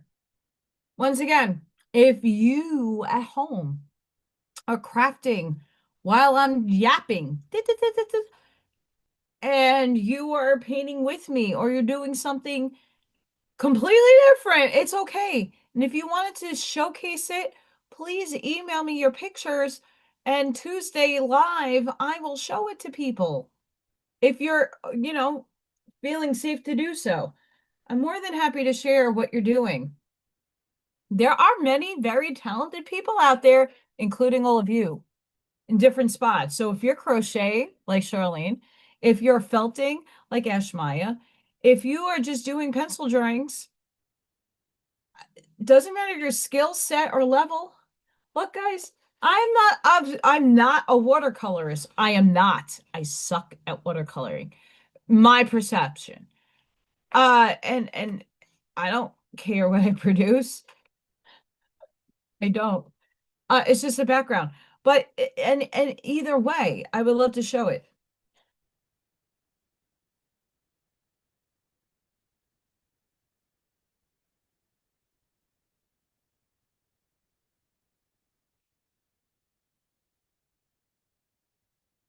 Yes, I agree with you. Um,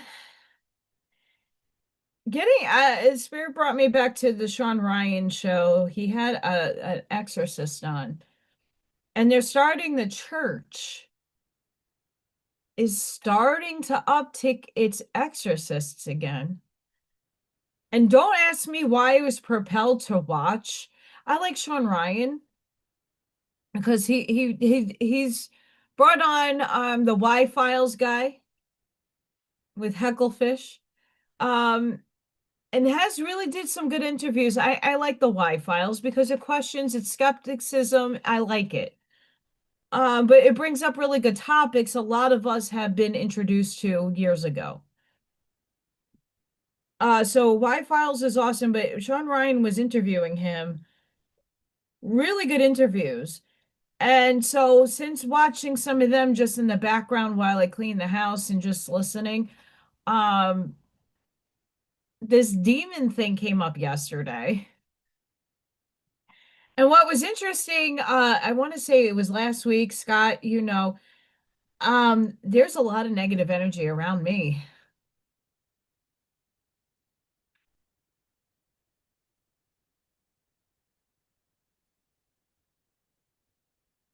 As my enlarged neck, there's my thyroid. I'm going through the changes, guys. Have a good dinner, Charlene. Oh, a pick of the chili. Oh, that'd be awesome. I have allergies to chili. Sad. I have a bean. There's beans I can't have. Not because I don't like it. Uh, I like beans, but they make me itchy and nauseated. Have a good one too, Miss Amy.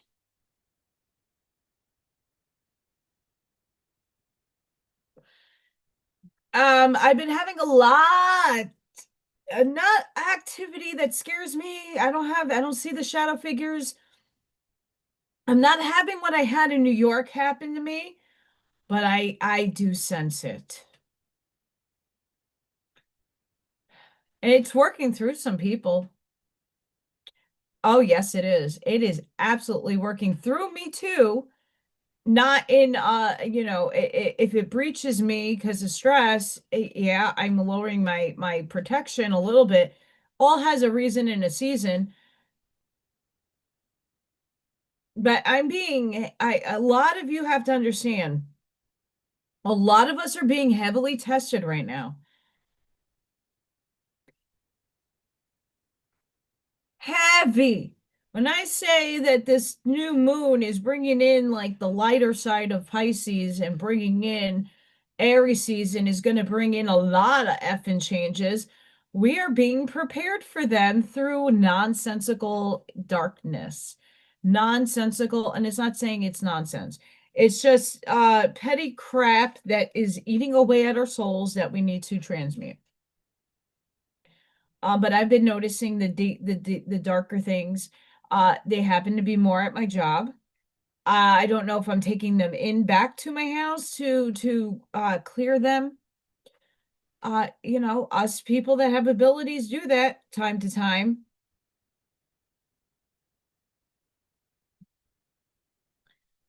We're being tested and challenged right now in a lot of different facets in our lives. Take a step back, take that big viewpoint, and move with it. The weather has been batshit crazy. A lot of things on this planet is being stirred up to come to be transmuted.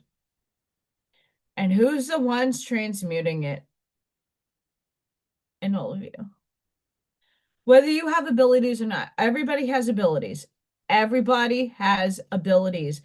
Some of you are aware of what you have, and others are not aware. And some of us have new ones incoming or are developing in the moment.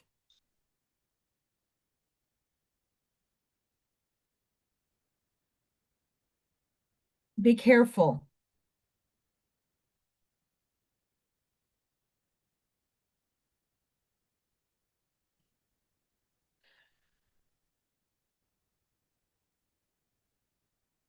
We're being attacked, at least from my perspective.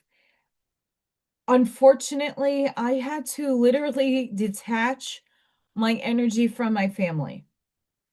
Biologically, not so much, like I only talk to literally one aunt and the other one checks up on me on Facebook and I love her. They're not the problem. Like it's everybody else. And not to say my biological father is a problem, we just don't see the world the same way. And it's just like my adopted dad. I never saw anything he saw. Certain things, yeah, we aligned with, but like me and my dad got the cat and dog dynamic our whole lives until right before he died, and then he understood where I was coming from. And unfortunately, my mom the same way until she saw things and started to open up her perception of where she was going. They snapped at me. They made mocking of my abilities. They didn't understand what I was seeing. They thought I was schizophrenic. All good.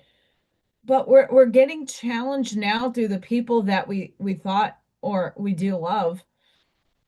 And it's coming out in the most toxic, fucked up manner ever.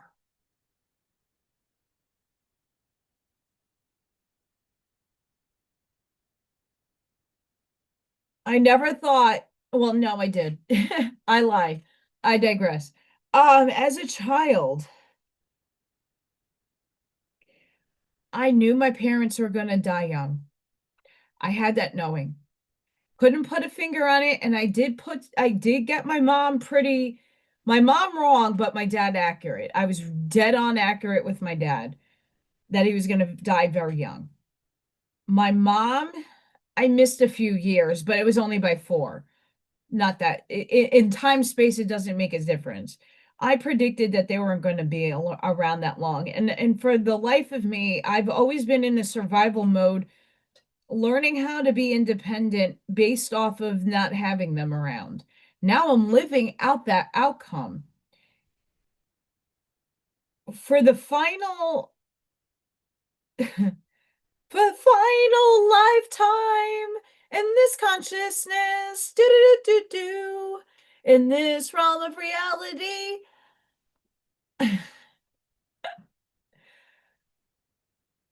We threw the kitchen sink at ourselves. I kicked myself in my own ass and I can still do it. It myself sometimes, and I do. I use that word sparingly. That hate word I hate. I sparingly use it. But if I could go back and change, not to say that I'm not going to come back as a human in this consciousness. I know this. Just like I knew my parents were going to take a bow early on, just like I inside of me, I didn't want to believe it because you want to see the good in everything. And I thought family was supposed to stick together. And my family, after my mom passed away, after my dad passed away, everybody was there to support my mom, not necessarily me. But it felt better than nothing. And now my mom passed away and like everybody went dead silent. Besides my cousin, who's also now transcended. He was the only person that called me consistently. And his brother that lived in the same space as him, I can't even get him on the phone to say, "Hey, are you alive?" Like I care about you too. Um, I never thought I was gonna live this life without like a family. Like people I grew up with my whole life that I was connected to in some sort of way. Never thought in a million years I would have no one. And I left with no one. And not to say that my aunts or my biological dad are no one, but they didn't raise me. They don't know me that well. They only know me as the adoptee that just came in their life 8 years ago. Congratulations. Like they didn't have holidays spent with me. They don't know me like my family that I grew up with did. They didn't know they had the stories and all of that stuff, and I already had to get rid of that, and I had to get rid of and heal both of those things. And a lot of us are starting to see the family toxicity through I don't have kids, but for others, like El Summer is saying from her son, and many of you I know that are watching behind the scenes, your kids and your aunts and uncles and grandparents and these people like turned on you. And it's a test. all of it is. It's seeing where the test lies and how to either give it energy or not. Sometimes you have to take the step back in a way to see the bigger picture.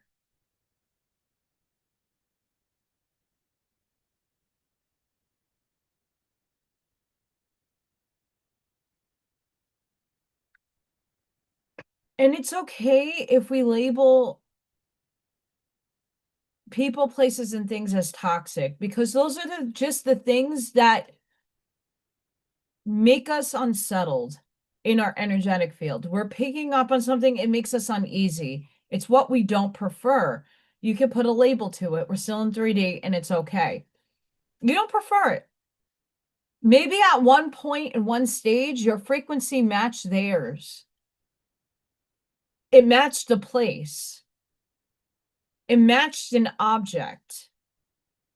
And now it no longer does. And it's okay to mourn and go through those stages of releasing. It does take time.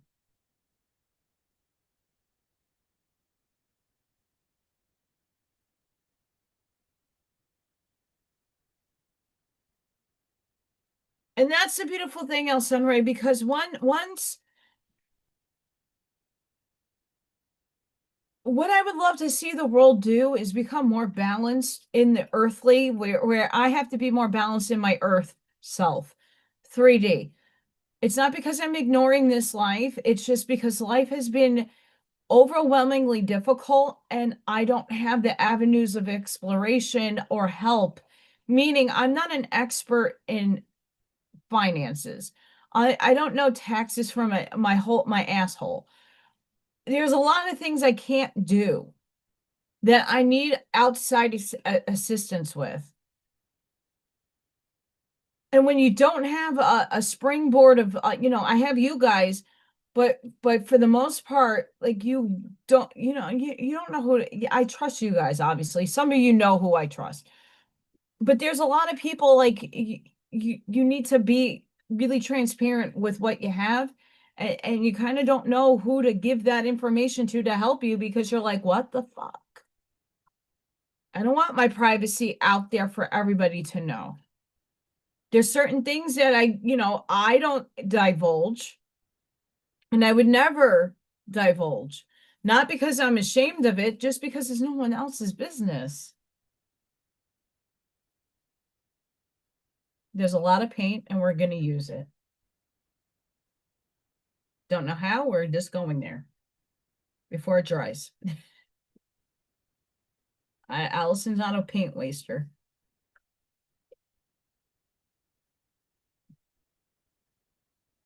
There is people out in our lives that are meant to be the catalyst to spring a change.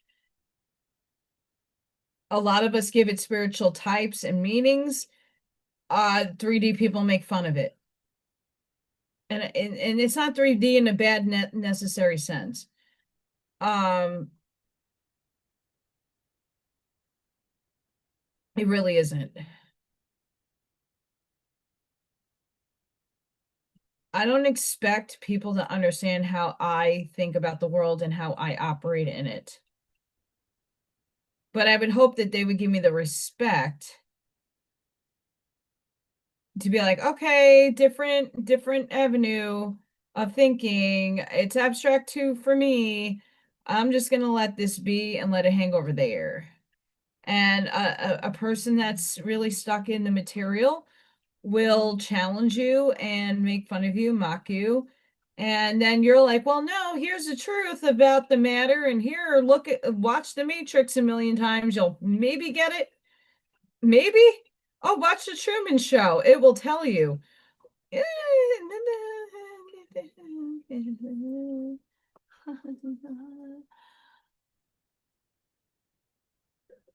El Sunray, I'm jelly. In a good way. Ooh, Shamrock is almost dry. I can go back into it. Yay. And it doesn't look like much now. Nothing else ever that I do looks like much until the final product.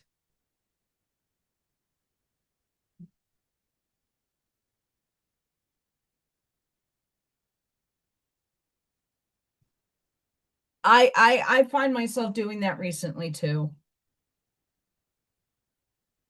Oh, that didn't hit my pants.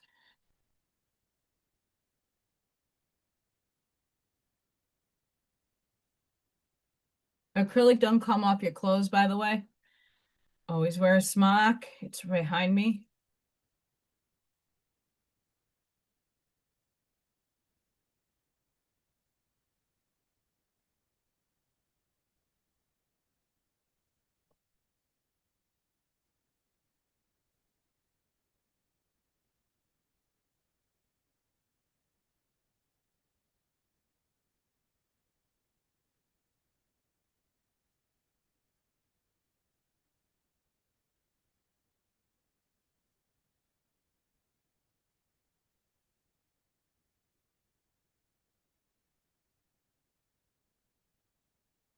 It's Bob Ross.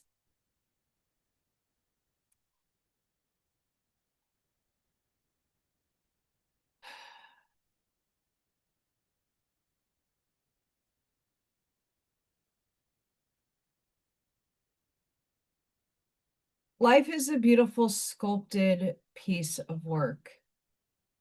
You got this big huck of marble in front of you.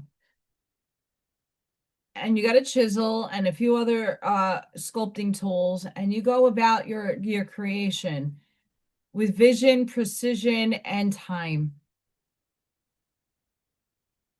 The moves you make either are delicate because that marble is thin in some areas.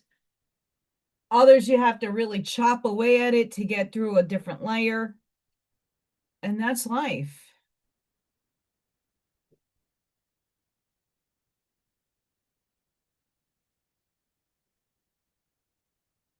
Life is not an easy aspect. It's hard, it's very hard for us. A lot of us have been lost in translation with either family members. Like I know my mom and dad, it was right before they died that they finally understood what I was there for, why they adopted me, why I was in their lives, what lessons did I impart on them. And a lot of that was only seen until after their death state. Unfortunately,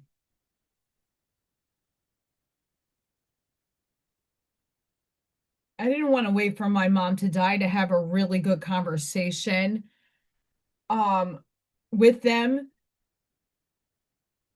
about things that they were literally afraid of. I didn't expect my life to be in that regard.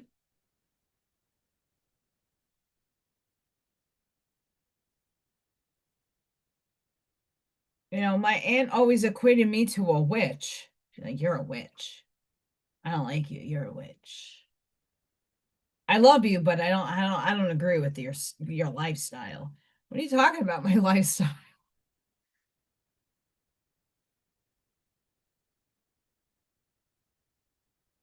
And that's a part of owning your truth too. You're entitled to have your version of reality that you are experiencing be valid because it is valid to you.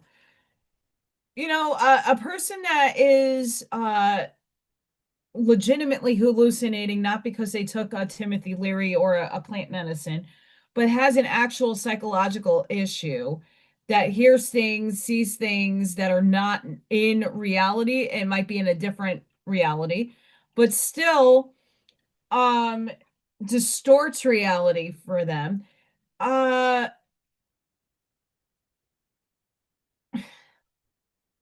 there's a fine line to a lot of that.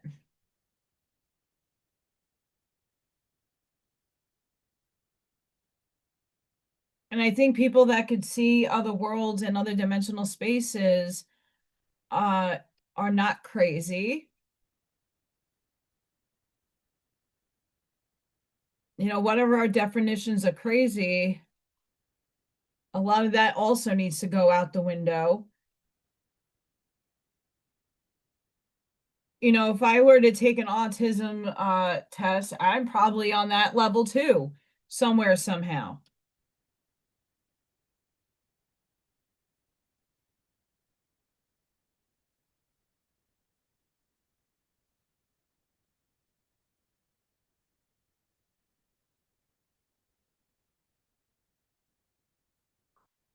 The astrology is going batshit crazy, and we're in a cycle ending and a cycle beginning all at once.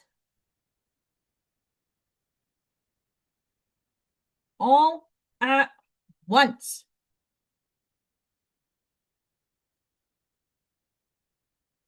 Trucker.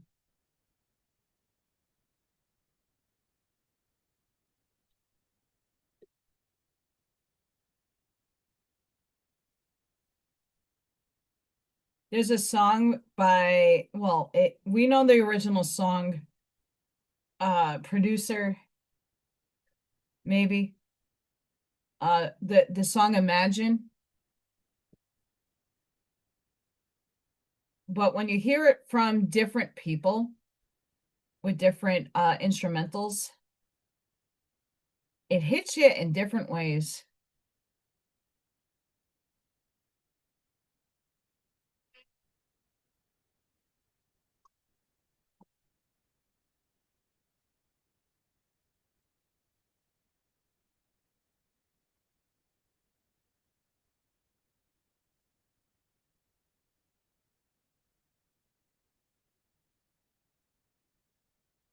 Imagine all the people.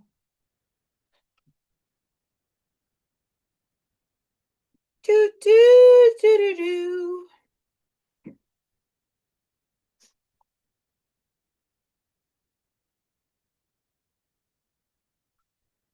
Spray paint.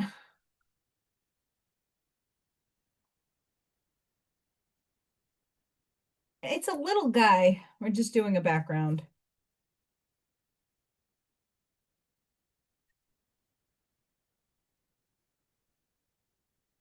I put a lot of paint down.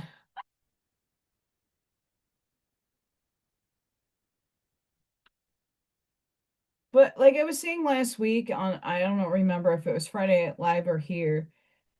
Look at where you were 5 years ago. What were you doing? What state of mind were you in? And don't criticize yourself.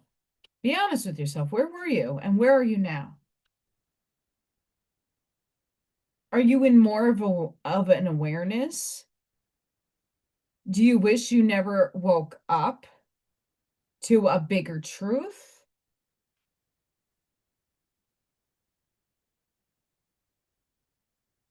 Where are you? I think it's important to reflect on that.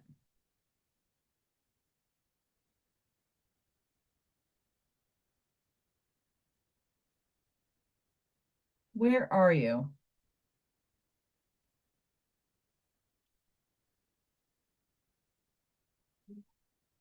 Hang on. I'm going to find it because I think it's important. I can't play it, obviously, but I can definitely show it so you know where to go. Just to listen to it. So anybody who knows Tool. Ah! Hang on.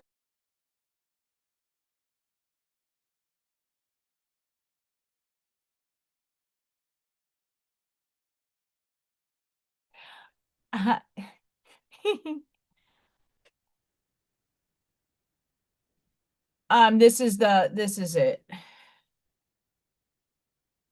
Imagine. It's off a very famous song. I don't like to give credit to those people because we know how the part they played in music wasn't the greatest. But the lyrics, no matter, regardless of what intention it was made under, it's really good lyrics. And it's just the frequencies. A perfect circle is like Tool relaxed. And there's some Tool members in that band. I love Tool. Tool got me through high school. Tool got me through high school and college. So if you like a perfect their music, if you can it's not rocky heavy metal. It's not that at all. But if you can tolerate Tool, you can tolerate Perfect Circle. It's a really beautiful song. It's just like the guy who I don't know, I'm very bad with names. The guy who sang the sounds of silence, but he's the Disturbed singer, like a heavy metal singer that sang that. Like it hits different. Like a song that you hear and that it hits you with the lyrics, but from the original band, but when someone else recreates it, sometimes it's even better. For me, this is even better. Maybe because I'm biased to the music. I don't know. Allison not perfect. I tell you that. I don't want to be.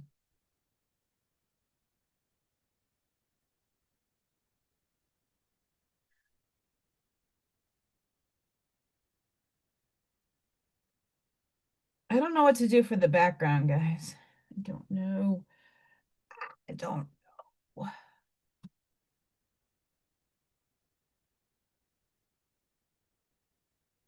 But I know the Shamrock has to have some layering because I could see canvas still.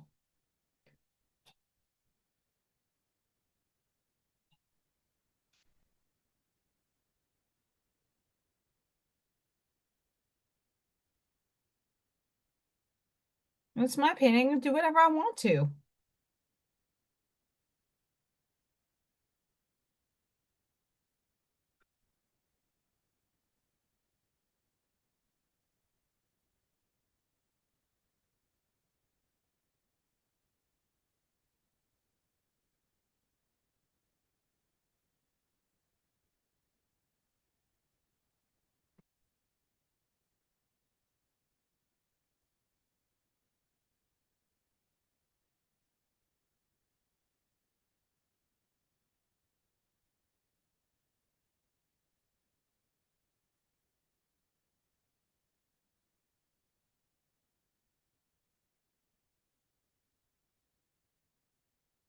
I have the song in my head. Is there any music out there that you guys like someone else sang like you know like a famous Beatles song or a Queen or a Journey song that it just hits differently when someone else sings it and it has more of an impact? I don't know. For me, there's rarities on that.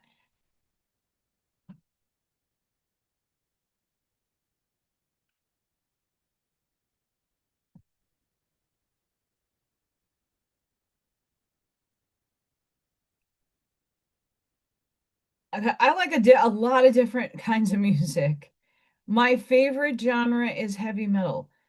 I like getting my anger out with that. Oopsie.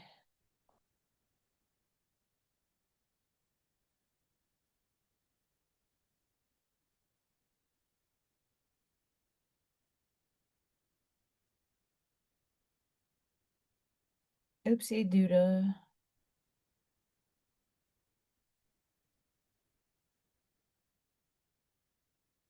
Imagine all the people. Boo, new, new, new, new, new. Do, do, do, do,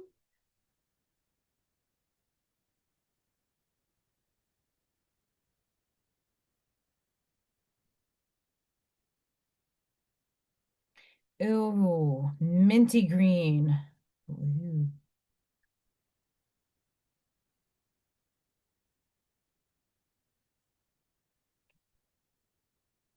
So if anybody out there is an artist,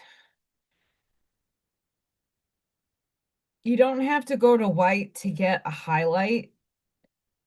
you can mix white into a color to give it a highlight and have more of an effect. Obviously, my lighting sucks. I have to figure life out in that regard.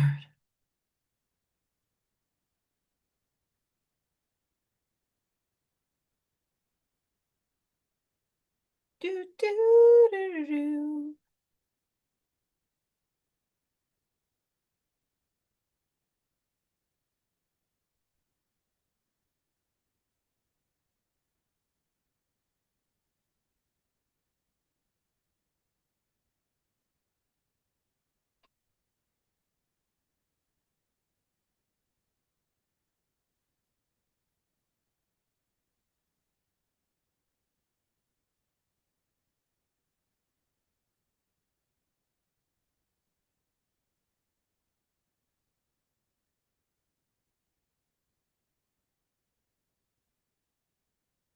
So what's up, guys? The 8 of you that are on here, you beautiful souls. Thank you for joining me. Please don't forget to like, share, subscribe, and hype any one of my videos. It doesn't need to be this live. It just helps me get out there in the world. I'm slowly growing, which is good news. Organically. That's even better. I'm formulating some coursework right now, which will be free for all, but the 4D members get a first crack at that stuff. And it's just understanding the language verbiage of quantum mechanics. Everybody did, but you know what, Scott? I'm going to say this because I know this to be a fact. Like, I'm going live on a weekday where most people are either getting home from work or running home from errands and like making supper or dinner. And it's okay if you're not in the chat. We love you still. We love you if you're busy. I know that somewhere in the reasoning where you're coming on live with, you're hearing something that is seeding within your consciousness. Something is getting there somewhere. And if you don't agree with me, that's cool too. Not everybody's meant to understand or get the big picture. And I don't have all the answers either. I am no one's guru. And it's not my way or the highway. Everybody's reality is different, and some of our realities just happen to mesh better than others. It's cool with B. Cool beans.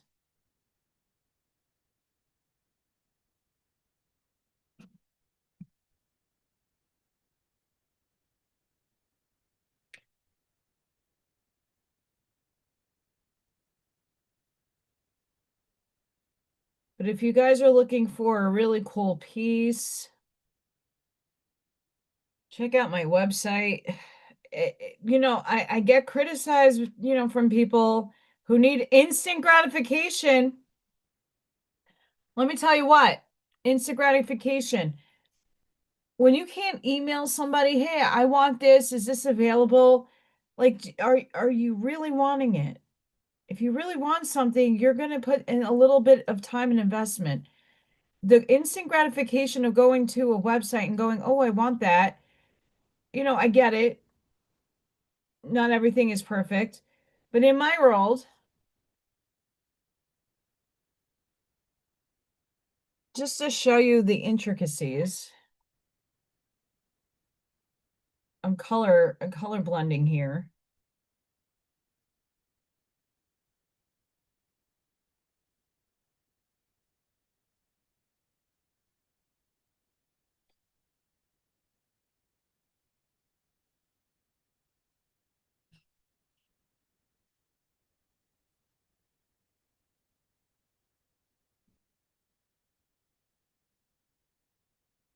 You know, not everybody has the capacity to take the extra couple of steps to email. I usually email within 24 hours if you are worthy of it. Um, and life right now for me privately is lifing. Not the best. Yesterday the notary came like an hour and a half late, and she was really a freaking amazing person. She was chill as shit. If I haven't had a bad experience with like the people that came to my house and the guys that come in and do the window inspection, like estimates and stuff. Like everybody's super freaking cool, down to earth, really talkative, really open and transparent. Like I don't feel like I'm being deceived. Everybody's laying it out in front of me. Like I'm cool with that. And my experience yesterday was it was beautiful, but it was late. And I was waiting. I didn't want to make dinner. I didn't want to do certain things because if I get lost into translation, then I'm going to have to stop to entertain something that should have happened like hours ago. But everything has a reasoning and a purpose. And certainly that did. There's a reason why things happen when they do. So, being that said, that's how Real and Raw came about yesterday. Just not having a whole plethora of time. And then I have not been sleeping at night. Anybody else not sleeping? Raise a primordial hand here. Not sleeping. And if I do sleep, it's not enough sleep.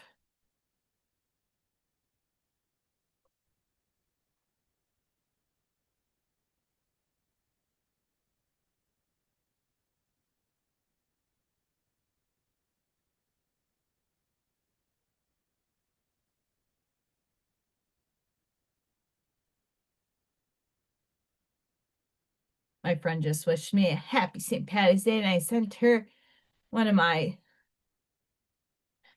looks like I'm getting married in it. Yeah, I'm not happy with I'm getting like between, okay, like three. That wasn't last night. That was the night before. That was actually Friday. I only had 3 hours of sleep, and then Saturday happened, and I had a lot going on. I was very out of it Saturday, energetically. Sunday, I got 5 hours of sleep. Last night, I might have gotten a collective 4. Um, that's why you saw me yawning. Now the coffee's kicking in, second wave. Good job, Allison. Last week, well, also energetically, sometimes I'm getting 6 hours of sleep. It's still not enough for me. I need my sleep. I used to run literally on 4 hours of sleep. Literally for a long time.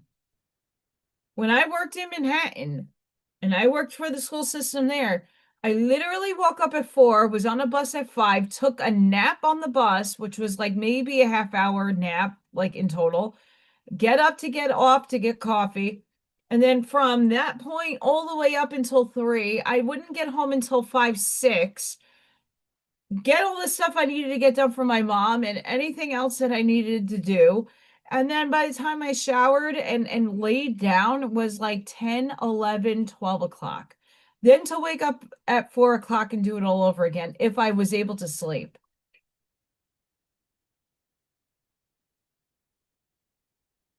I did that for years.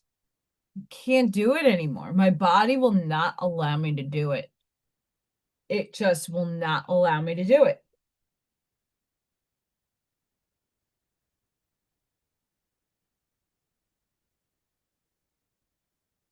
Like I need to be rested.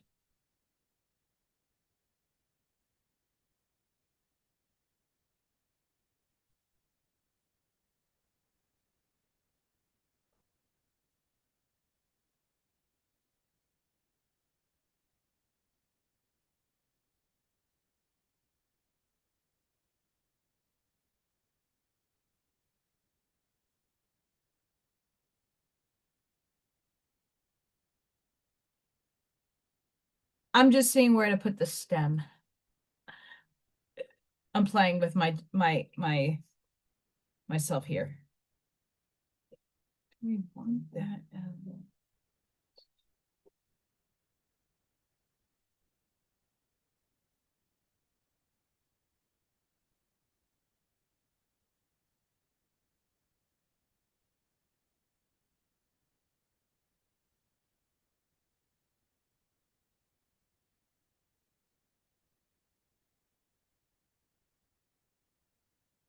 That was a giant leap for mankind. What I just did right there, I just went for it. That's how we have to treat life, guys. Just go for it. And if you don't like it, you can always repaint over it.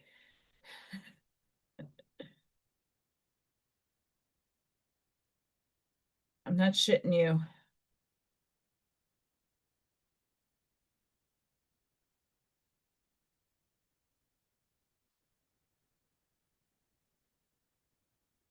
But I don't like not sleeping because then the overwhelmed feeling, I can't like usually I'm letting a lot go in my sleep lately. I'm not necessarily recalling my dreams either. Most nights I'm not home. I'm not in my body, and some nights I am. And then Freya has been a little weird.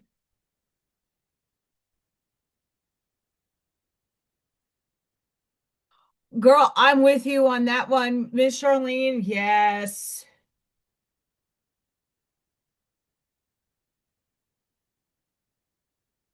But here's the plot twist to that. I am showing up more in my energy in the now moment. What the universe is trying to throw me is now I have to not leap into the 10-year plan. No.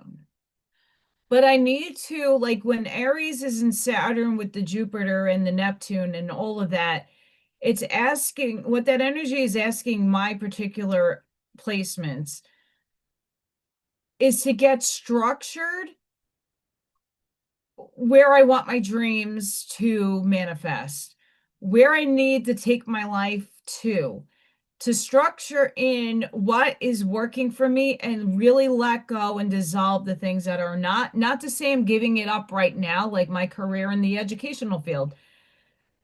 It ain't paying the bills, and I got to really come to grips that I love what I do, but it's not doing me a justice in life. It at this point in stage of my life, it's a great job. If I was married and had this was the second income, and not one that we needed to rely on the bills for, just extra spare income, right? It's not doing it. And I have to really, I have to put my nose to the grindstone to figure out other modalities of making income.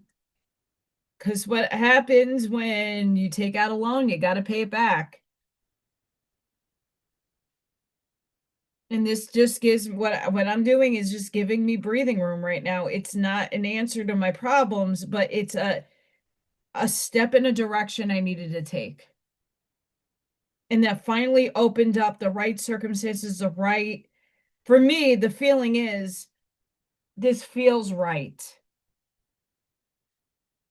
And it wasn't done out of desperation because I was really holding back on it for a while.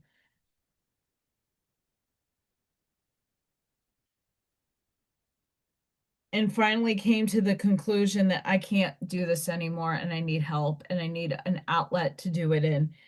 And here we are. It doesn't solve all my problems.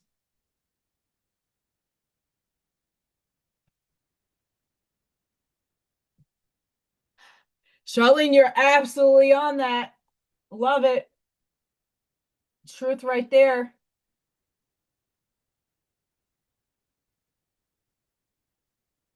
Really, really true.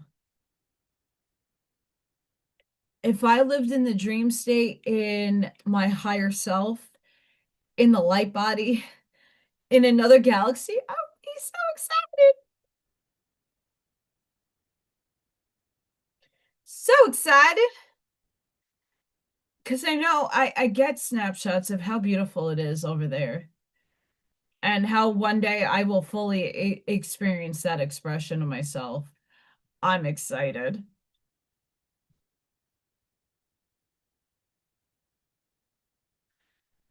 But in the same time, I'm still here and 7-Eleven for me. I still have to experience this world.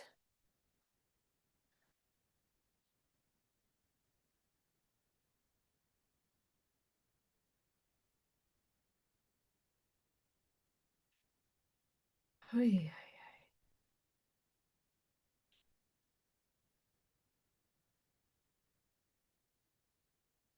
To my little lady Katie, that's messaging me. She's all over the place. She just lost her kitty Scarlet a month ago. She's having a hard time letting her baby go. She actually made a cute little Shutterfly thank you card for me, and it was the cutest thing ever. I'm going to add it to my wall of my babies. So if anybody ever loses an animal, she used Shutterfly to make a thank you, but in memoriam to card. That was genius. I should have done that for Odin.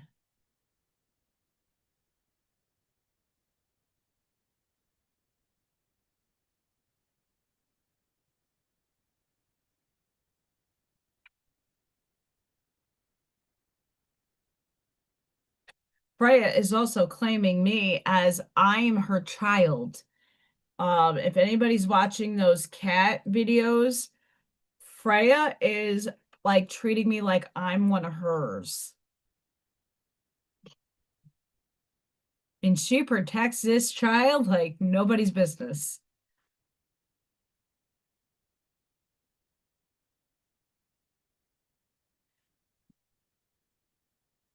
And Scott, to that point, even though we call it a dream, maybe that's the choice for the next vast expanse of a journey we're going to take is to go to those dream states where it's reality and it's not just a dream in this reality that it's far-fetched and it's so out of the realm that it's giving us like some of the dreams that I have, it's subconscious to heal, release, and purge from. Other dreams I'm not dreaming. I'm weaving the strings of the matrix, the overlay. I'm gapping things. I see my light body traveling. Sometimes I'm literally out of body where I am in this consciousness flying either as a bird or just as myself over mountainous regions. Don't know where I am in the world, but I'm seeing water and I'm seeing nature for all its splendor. Um, there's other moments where I see the other dimensional selves, and it's like the options and choices on that menu are so vast. Which one are you choosing?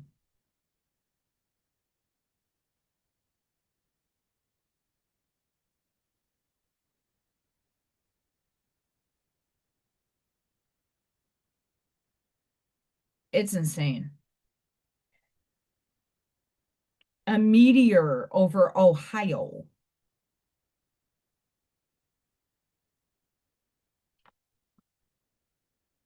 happened.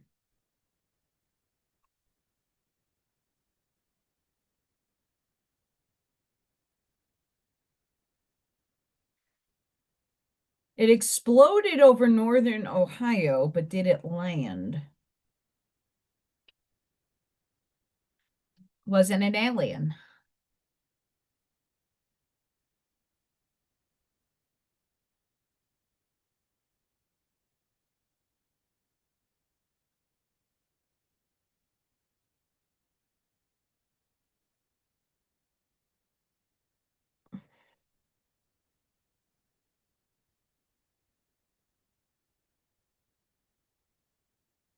Yawn.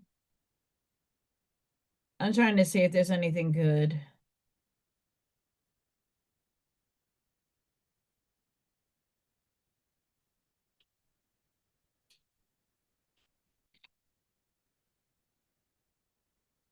Well, so where NASA's claiming this boom happened, Dylan Lewis Monroe might have heard it.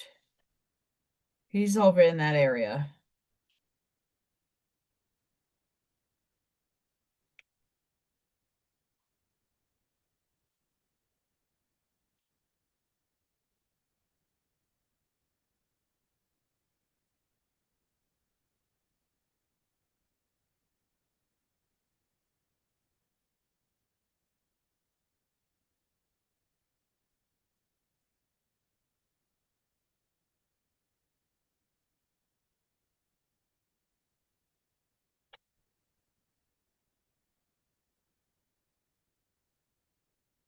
All I'm seeing is Iran and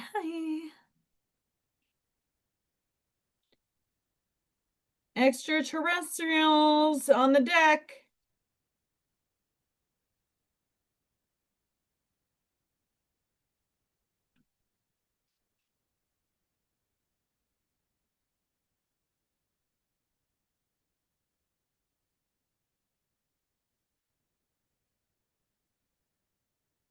Yeah, we are where we're supposed to be. I'm not happy or comfortable in those spots. I want to move and be a happy person. I was contemplating this yesterday while I waited for my paintings to dry.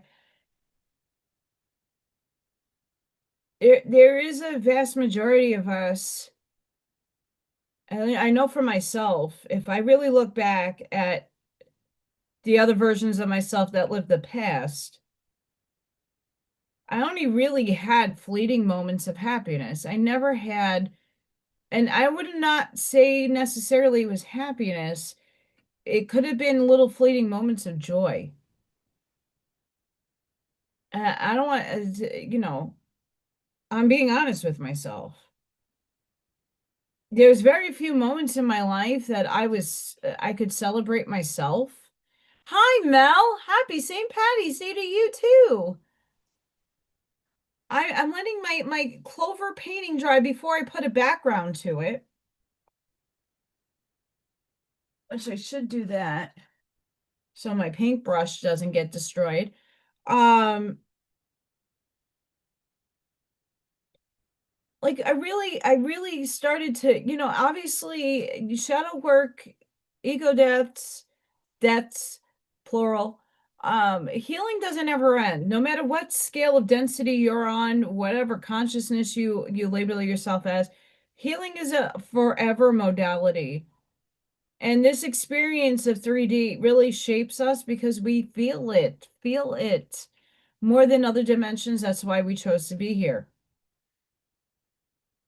Looking back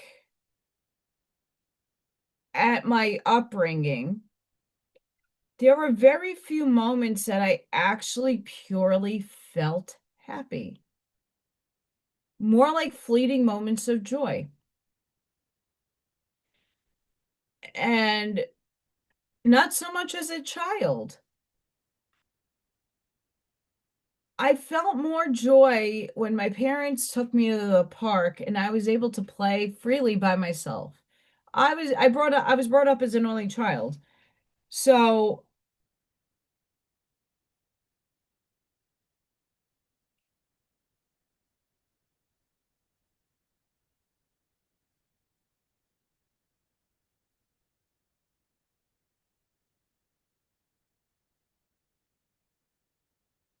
I mean, have you guys ever looked back and looked at the moments that in not that brought you joy?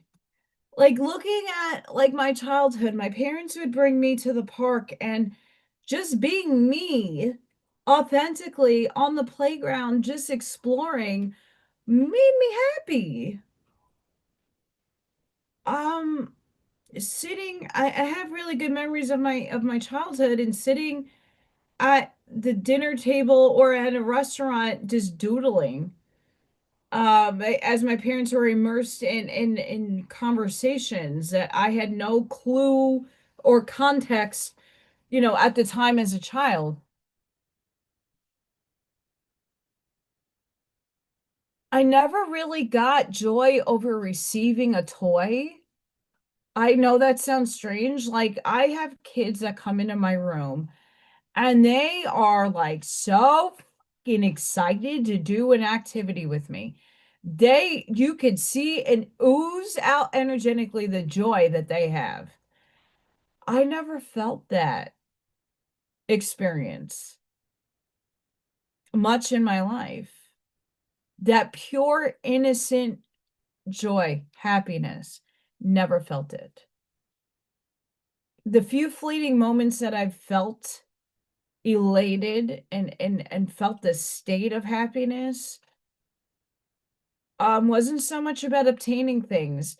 One of the bigger ones that did obtain was getting into the college of my dreams.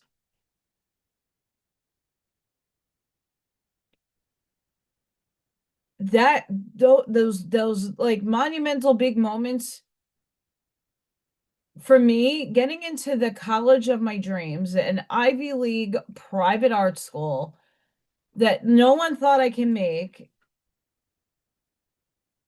I made.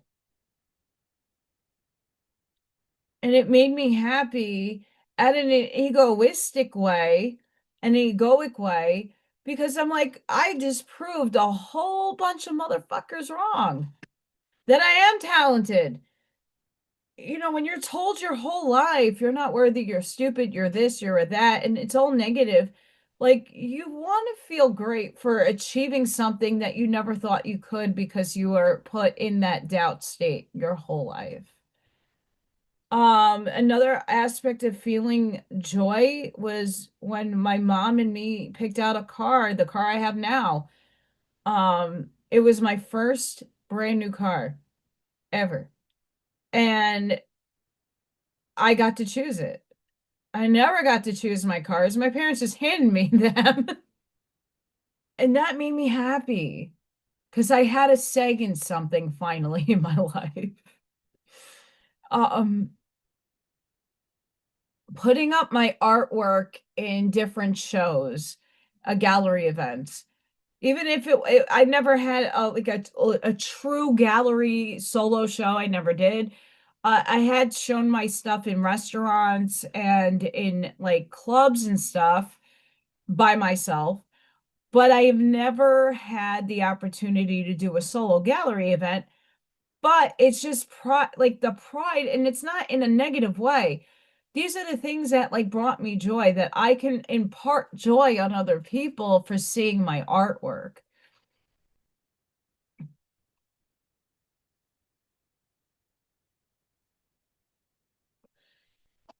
When we look back at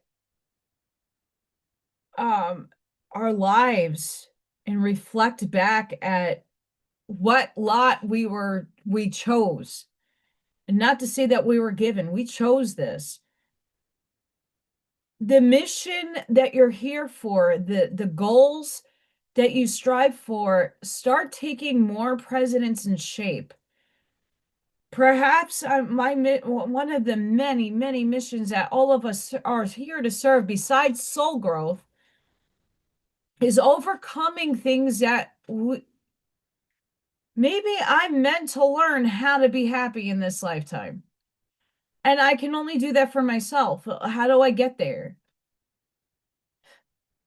It's supposed to happen in the relationship realm, and that's one of the bigger things that keeps evading me.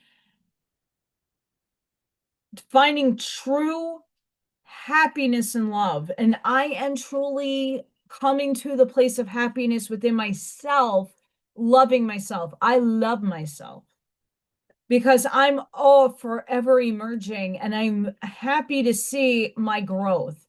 I'm happy to see I'm more, even though I am negative in a lot of ways, still deprogramming, but I am merging into a higher quality point of self that I can now be proud of myself that I have overcome things that most people cannot at my age. That I defied a lot of things that I never thought I can get through. Fathom. Spiritually speaking, I am very proud of myself for moving forward with so many obstacles and still keeping my tuning, my positivity, not losing focus of the big picture.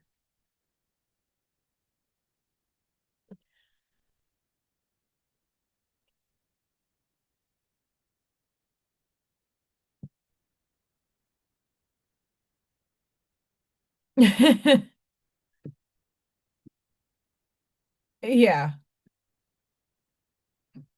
You know, if we can look back at those moments to see yourself jumping in the puddle and just being elated, being super happy. I know it was me going to the park and going on the swings. It was going down the slide, and no one needed to play with me. It was just me in all my glory, just doing me, not caring what anybody else around me thought. And I was a little kid being impressed upon. We all were. Um, I used to love going to the like in Staten Island, going to a specific part of the beach where really no one was and setting up a blanket and watching the sunset, reading a book with a coffee. One of my favorite things that made me so happy.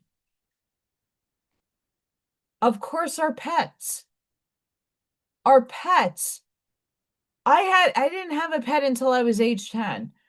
But I look at Freya and I looked at Morgan and Odin and Ethan and Taffy, all with pure, unadulterated love, unconditional happiness. Like just looking at them makes me happy.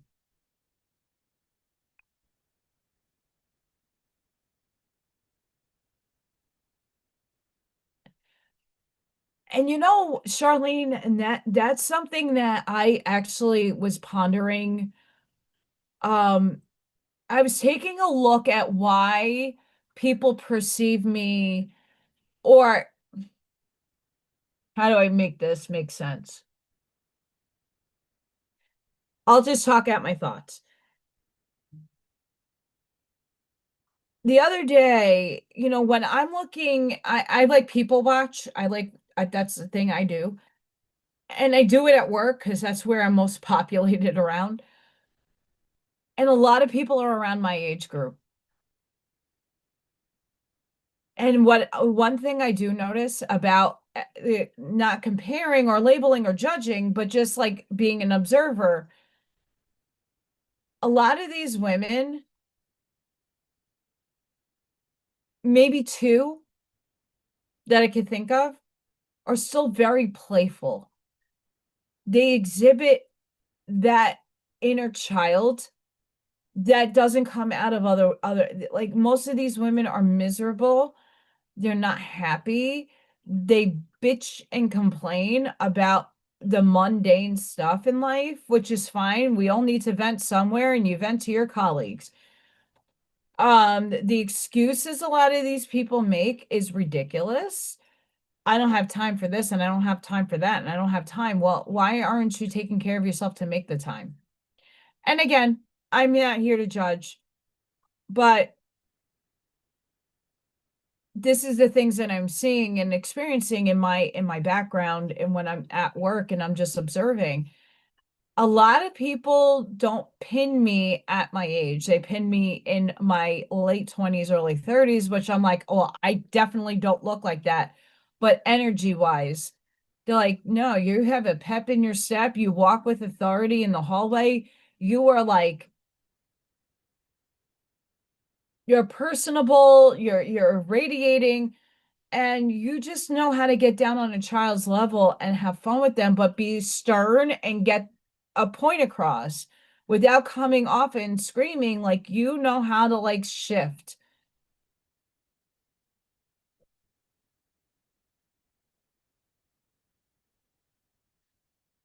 And Charlene, you know, and when I'm looking at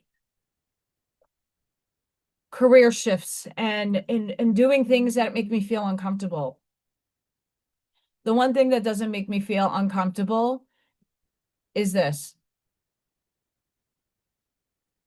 Because I'm not bound to anything. I can be as free as I would like to be. I can express myself. I saw that glitch in my eyesight, at least in this area. I could play with chicken and Batty and animate and bring things to life. I love painting. I love doing me. And that makes a lot of people uncomfortable to do them fully without any regard that anybody, I could care less how people think about me. There's people that slander my name everywhere. We saw it on Facebook.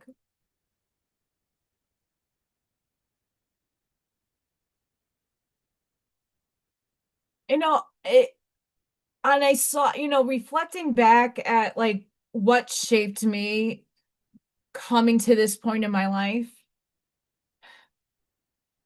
it was junior high school for me. I was this little dorky girl, made fun of and bullied half my life. And I took a brunt beating from a lot of people because I didn't have a brother or sister to like knock it off. That's my sister. Like I didn't have anything like that. And I didn't have friends that were close enough to do that for me in that role. It was junior high school when Old Navy put out their lines of fleeces and Christmas time came and every mother effer had the same fleece on but me. Like there's 5 people in the lunchroom in the morning when we went into, before the bell rang, and everybody had an Old Navy fleece but 5 of us. And I was one of those 5. And I said, this is why I am who I am, and I don't give a fuck. I stood in my authority at that moment, and I remember that day like it was yesterday. I self-expressed at a very early that at that juncture, and my teenagers, I was just, going with that what everybody was, go to the mall and dress like everybody else. And that was a deciding factor. I was already doing my hair a little different and a little wonky. I was trying to shift the way I dressed, but obviously my mom still had the pocketbook and the wallet. I wasn't working, so whatever mom bought me was what I wore. But I would always accessorize myself or spin it up in my unique way. And it was that determining point when I went home that night and I said to my mom, I don't want to look like everybody else. I want to be me. And my mom came to that realization that yes, I need to have a self identity and a sense of self. And the next time we went school shopping or clothes shopping for me, I outgrew things. She just let me, she really, like my mom did a really good job at allowing me to self-express without judging me. Even though, yes, at home, she's like, you're too fucking gothic. I can't fucking stand this. Da, da, da, da. But she still allowed me to do it. She didn't like it, but she let me do it. And I thank her for that. She's here, by the way. I really thank her for that because if it wasn't for her allowing, I mean, obviously, when you're a child, your parents are shaping you. Your parents are dressing you. You don't have the money to go to the mall unless, your mom doesn't give a shit and here's money, go clothes shopping. My mom controlled the wallet and she made sure I bought enough with the money and not waste it. But when my mom went shopping with me, my mom allowed me the opportunity to be me, to find things that I would feel comfortable in my skin with. And I haven't ever turned back since. The only thing that I have done with my look is refine it, is to go, okay, I'm now in my 30s. I can't be going super goth like a raver anymore, but I can mature it. when I had to dress businesslike, I could still be gothic and be businesslike, professionally looking. I had to adapt to my circumstances, but I could still have a sense of self. And I just let it go.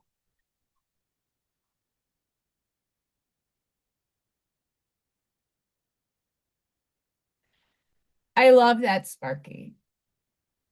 And it really does come true. My mom allowed me to self-express, and a lot of people don't have that capability. They just go based off of like, oh, oh yeah, you like that in the store, but are you being playful with it? Oh, well, people are not comfortable in their skin. You know what? I am. When I wasn't comfortable in my skin, I was 97 pounds and hangry, and I was miserable in life. I'm happy in my skin. It's okay that my hair is thinning. It's okay that my teeth fall out of my face. These are fixable things.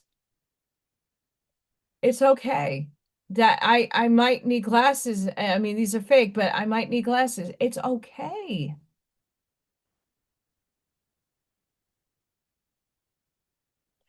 Mel, and that's very true. And that's what I saw in that day in the lunchroom in the cafeteria at like 7 in the morning. A whole bunch of kids had no idea mom and dad got them the Old Navy fleece for Christmas, and everybody wanted to wear their new clothes, and everybody looked the same, just different colors. It was like a lime green, a blue, and an orange. Everybody wore those colors, and not me. And I was kind of happy about it. And what was interesting that I found very flattering, that because of me self-expressing at such a young age, it opened up more people to start looking at me and being like, well, I want to be more like her. She's not like everybody else. I want to be like her.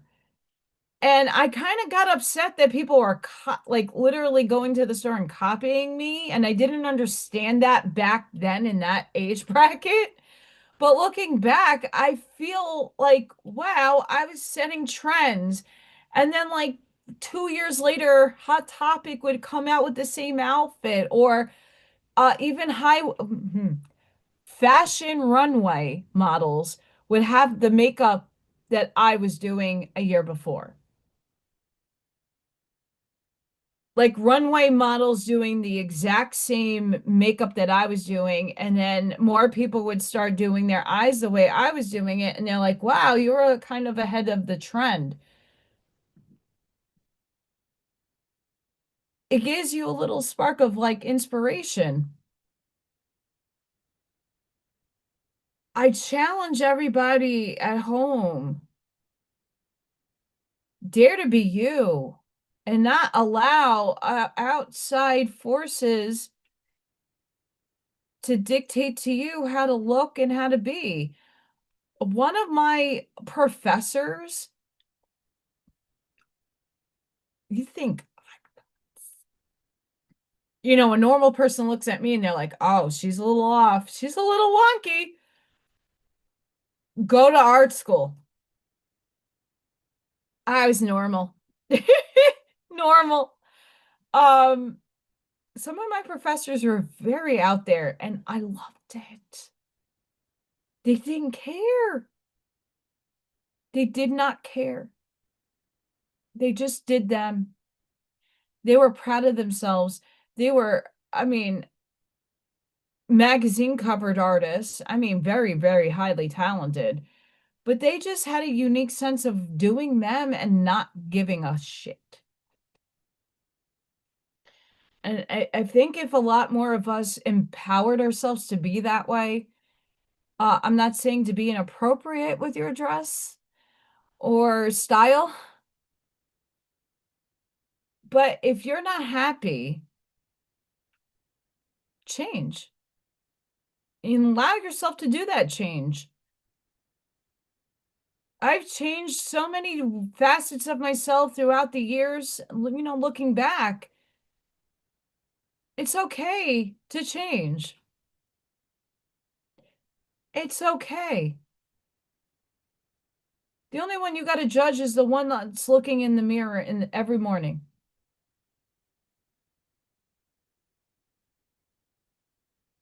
If you can accept yourself, you can accept others for who they are and how they come.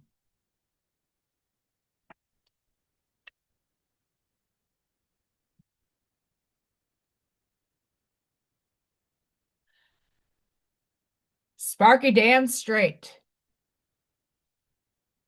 Yes. We're all a vibrant aspect of the rainbow. Every ray from source is a unique tone, vibration, and frequency. When we fully embody that and embrace those qualities of ourselves, yeah, there are things about us that are so surface level that if we just started loving ourselves a little bit more, and stop allowing outside, looking at for women especially, and even for men, looking at the magazines and going, "Oh, I need my boobies to be this big." Hi, you guys. Hi. And the woman with the ducky lips, quack quack. And I need to do my hair and kill my hair and do all this really the crazy shit. And I need to be doing this and that. And I have my nails. I have to do my nails. I'm not making fun of you. But was that because the magazine told you to do it, or is because that makes you happy? Do what makes you happy. I'm not saying not to get your nails done, not to do your hair, and not to look your best, but for what attention are you trying to draw it to you for? The same with men. Men are a little on a different side. I noticed this. They just wake up and do a little shave, a little what will you, and they don't care. Men really, some men do. I know that for a fact. A lot of them don't, and some that just let themselves go. I think for women, we allow the outside world to dictate to us, and not every woman here. Most of us are self-unique expressing aspects, but for a third dimension person, just living the cookie cutter 9 to 5, have to have the family, have to have the social norms of that structure. I think men have it harder in different ways, but I think men have it a lot harder.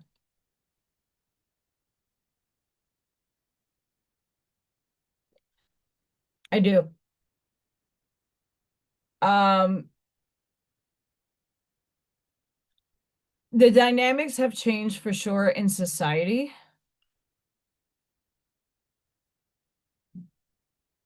but I do think in certain aspects men have it harder. And men that are in the chat, let me know. I think that's another social structure I hope that burns and rots and just transforms. Because women have been always told what to do and how to look, and this is your role in the house, and this is what you do, right? And we started getting away from that dynamic.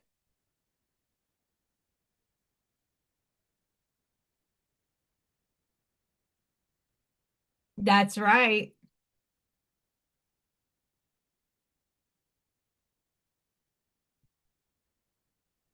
That Sparky couldn't say it any better. Truth. That's a big truth.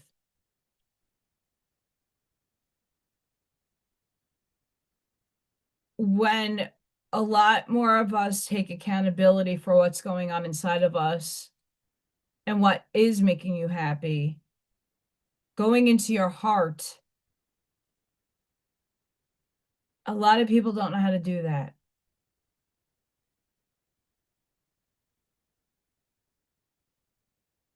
And for me, what I've been working on is looking back at those moments in my life that like I was purely happy and noting how fleeting those moments lasted and how I always strive to try to chase that same feeling and it never happened. But were those experiences outside of myself? Hi, Strawberry Field Fairy. Happy St. Patty's Day. Happy Fairy. Actually, I've been saying Happy Fairy Day too. I got this neat pen today because that's the, little gesture of thank you.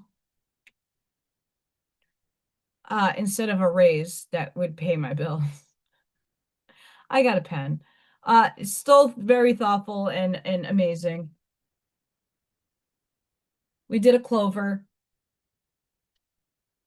My lavender is stuck. That's raw lavender, brother. We did a little, we're gonna put something there. I know, I'm looking at the time. And this should be dry. I'm gonna put something here too. Do I know why? I don't know.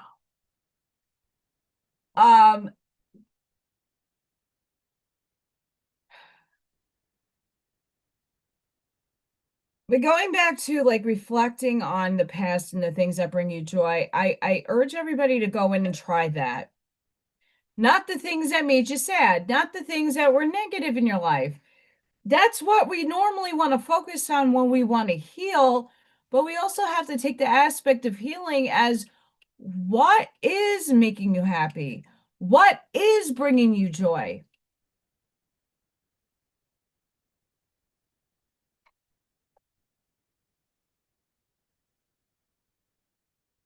Thank you, Scott.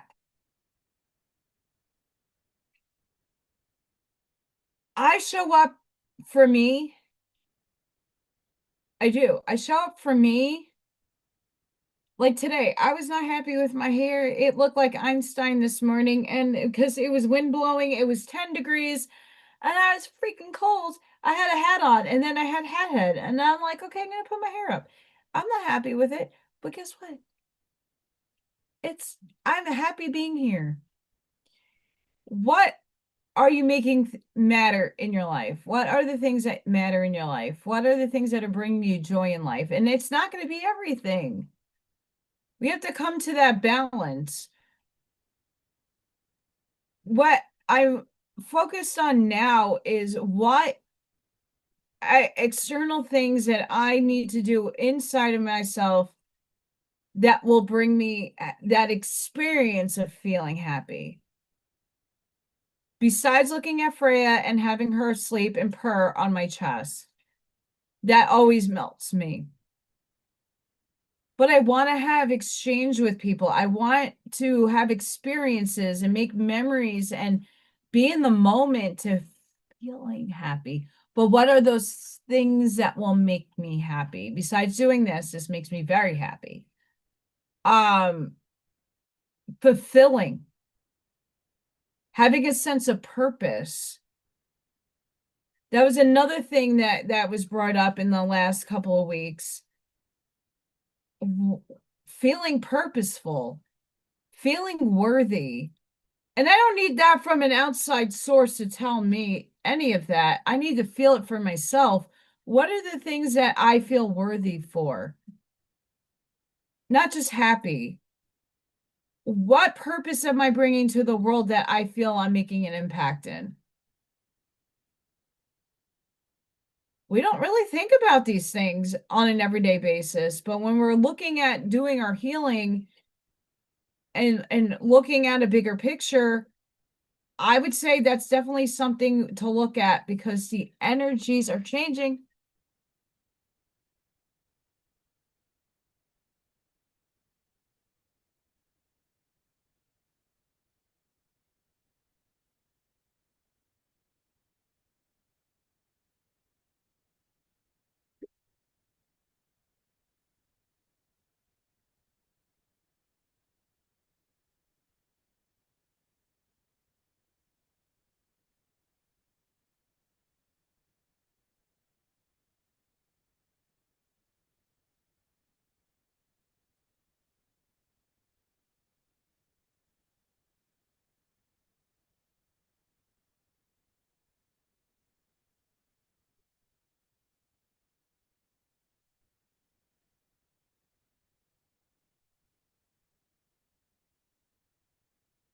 Sorry, I had to reply to my friend Katie.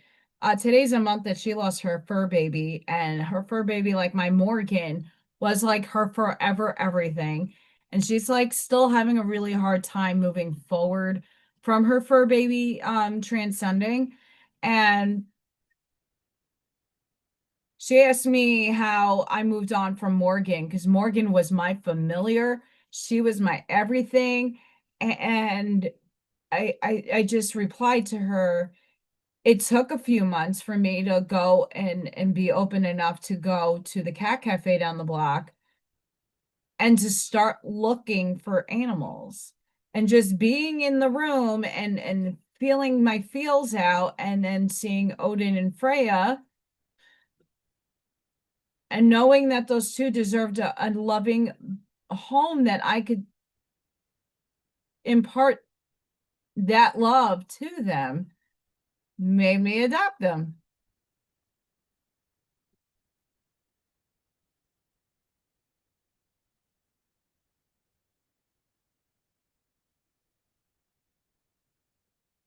Sparky, yeah, I like that. Sparky, I love your balance.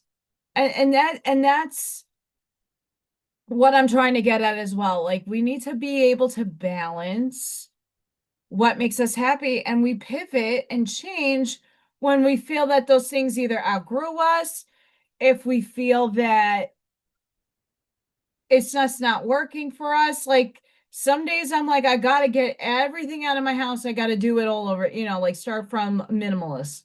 But like I work better in chaos. I really do. Artistically, I'm grabbing my inspiration for everything around me and it's just being purposeful about like, yeah, I need to be organized with a little bit more. I'm working on it.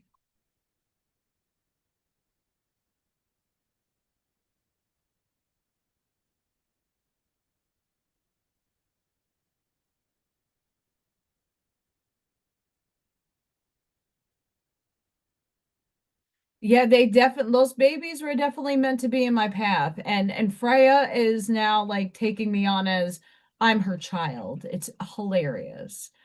Um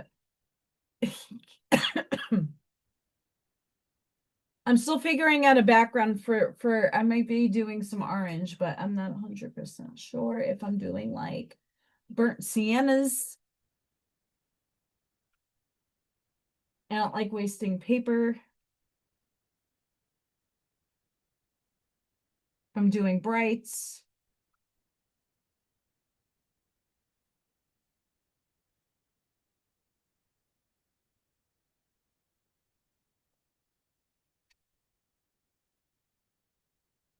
And this one's not even open. Look at me go. And I honestly think that a lot of people, I know for myself, I needed to have the different experience, but I think all of us needed to have experience in what it feels like to be like everybody else. I've tried it. I failed miserably at it. I wanted to be like everybody else because I wasn't seeing any sort of like third dimensional success. I was being overlooked because of how I looked. My principal even made not this one, the one in New York, made that a mention. Like she's like, you're so off-putting until like your personality starts showing in the classroom and like I actually see what you're doing. Like you were very intimidating and off-putting to me. But when I saw you working with the teacher and working with the kids, like I saw another side of you that I'm like, whoa, no, I gotta hire her.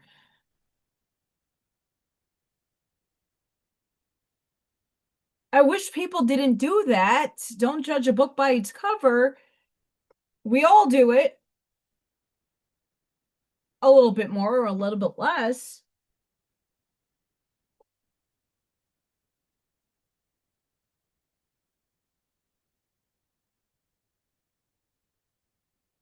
But if we don't try different things, if we don't change to see if we like something or not, we're not going to know what that happiness looks like. We're not going to have that experience.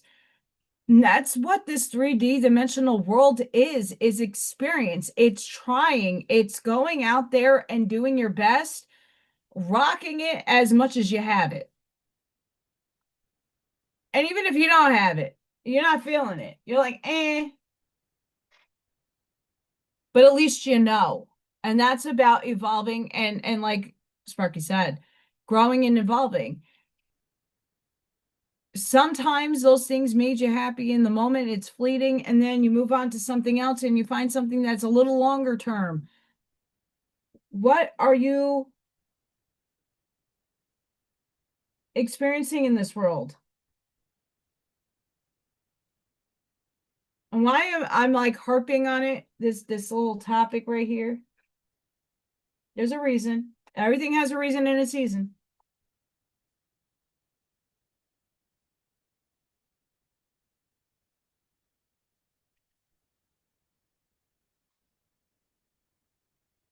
I'm mentioning it because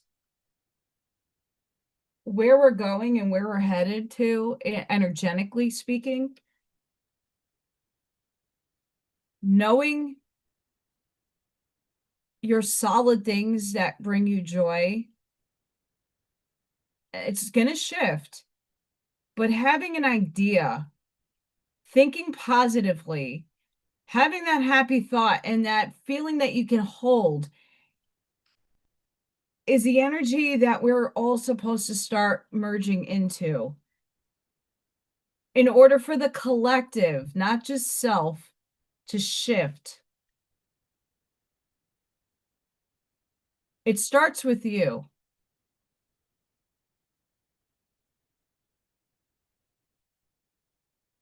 Do you know what makes you happy?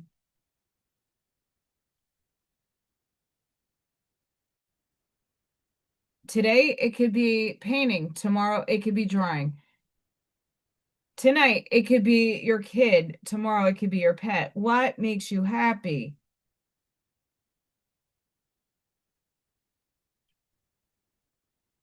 It's important. We know what we don't like.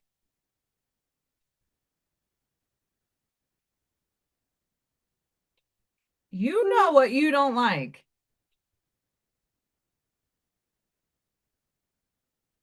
But do you know what you do you know what you love? And feel it fully. What makes you happy? And are you willing to fight for that happiness? Are you willing to fight for that happiness?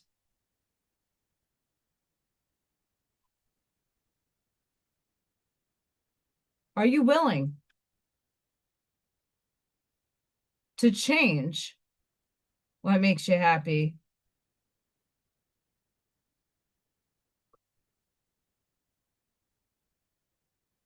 Are you willing to know what is worth fighting for and the things that you need to surrender?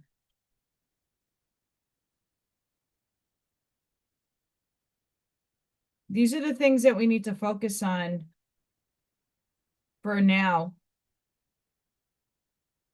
because of the really the energy we're stepping into is a whole new life, a whole new beginning. Um,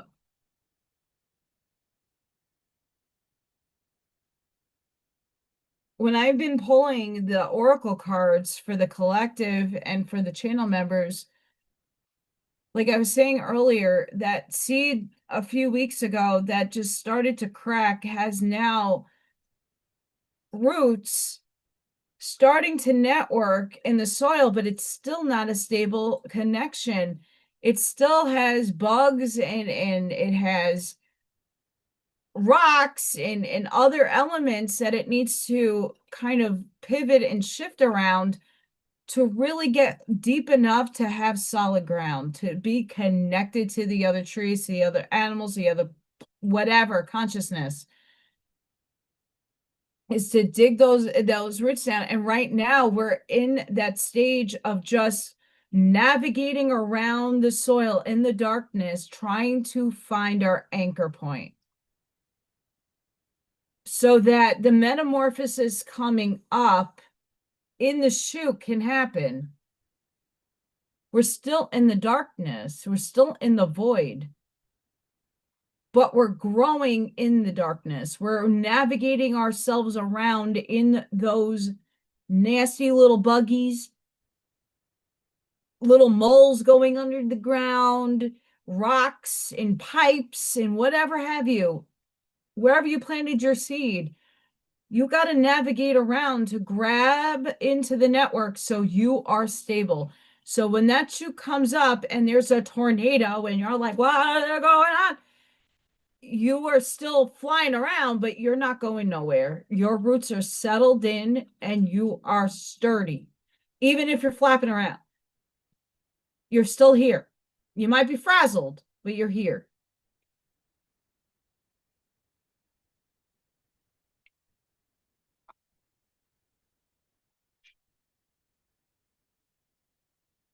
We're in that structure of time space right now where we really need to reflect more on the positive and not on the negative. We're still all merging in those experiences of what we prefer and what we don't. That's playing more outside in the political realm, in the world at large. You know, as many of us see things as a movie, as an illusion, as an experience that we already have awoken to, others have not. They might not perceive it that way because their experience, you know, and I'm a victim, well, not a victim. I can say that I do project a lot of the outside world as in equating to a movie, and it does invalidate people's experiences. And I am more cognizant now to say, in my perspective, because unbeknownst to me, I'm not trying to deflate anybody's perception of reality. I'm just trying to be a helpful guide to what I see in the expanse. That when you are feeding the war energy, the negative Nancy's, you're feeding the loop of energy. If you look at energy in the quantum system, what you put your thoughts to manifests. What you keep putting your attention to is what continues. If we keep continuing to think a World War III is happening, in one reality, it's manifesting.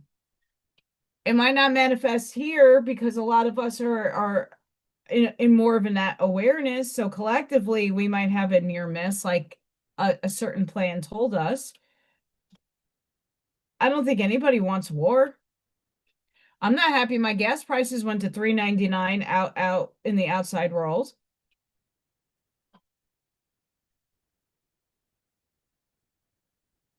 Who is?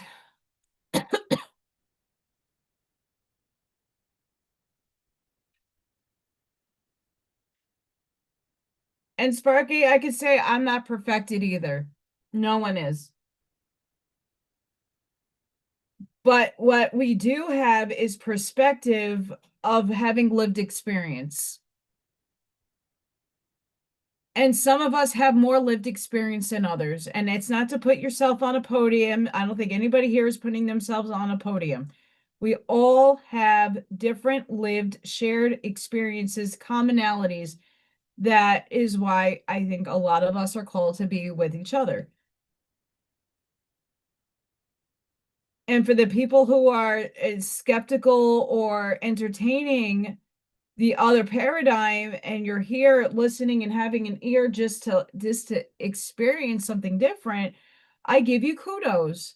Congratulations. I think you're brave. And I'm proud of you. It's not easy listening to what you would judge as woo-woo. But if you, and that's why I started doing the quantum science thing.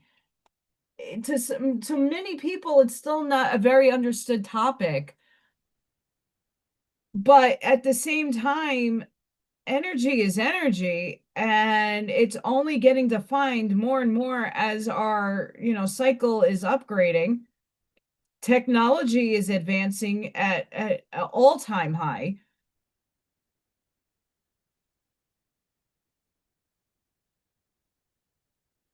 I had to put orange because it's Irish.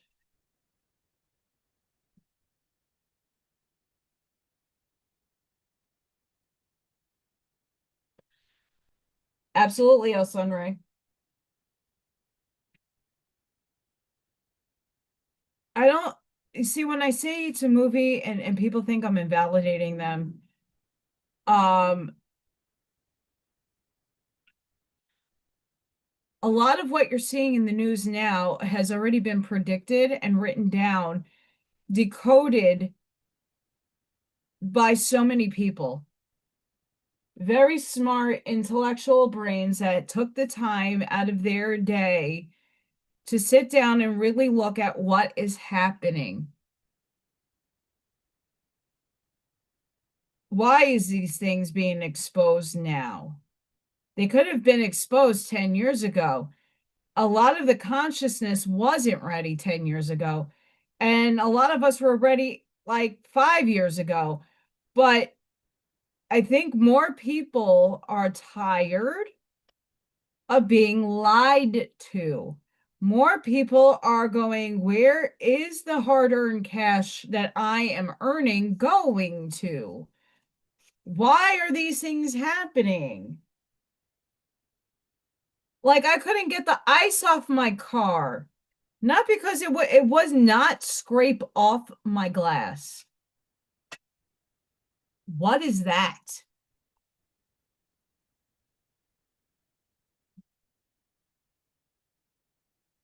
What is that?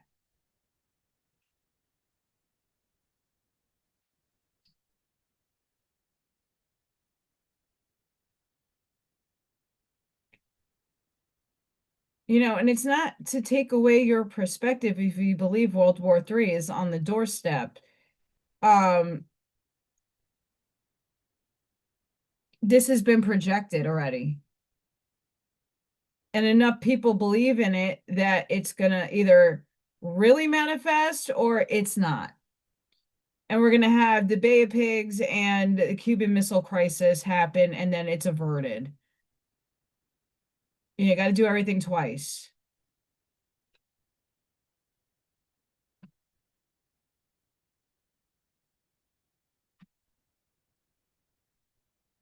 If you take yourself out of the equation and start looking at things without your feelings and emotions tied to it, and really focus on your true happiness, what are the things external to you, internal to you that are going to make you happy? Where do you need to pivot? What do you need to try? Because if you don't try, you're not going to know. If you don't work at it, you're not going to know. If you give up too soon, you might not know. And that's where you let your intuition really steer you.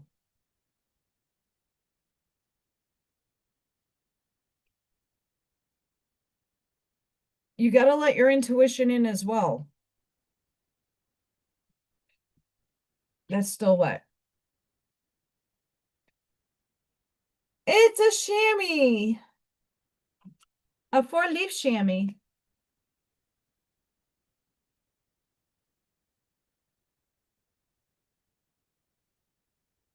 It's a 4-leaf chamois. I finished one painting today. I have an itchy on my hippie.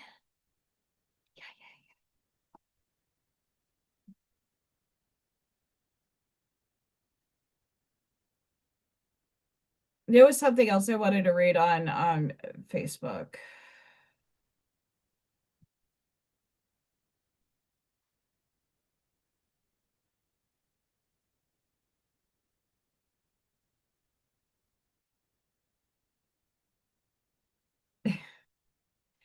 I've been reading a lot of these from Live in Frequency, and I'm going to tell you what, some of them I agree with and some of them I don't.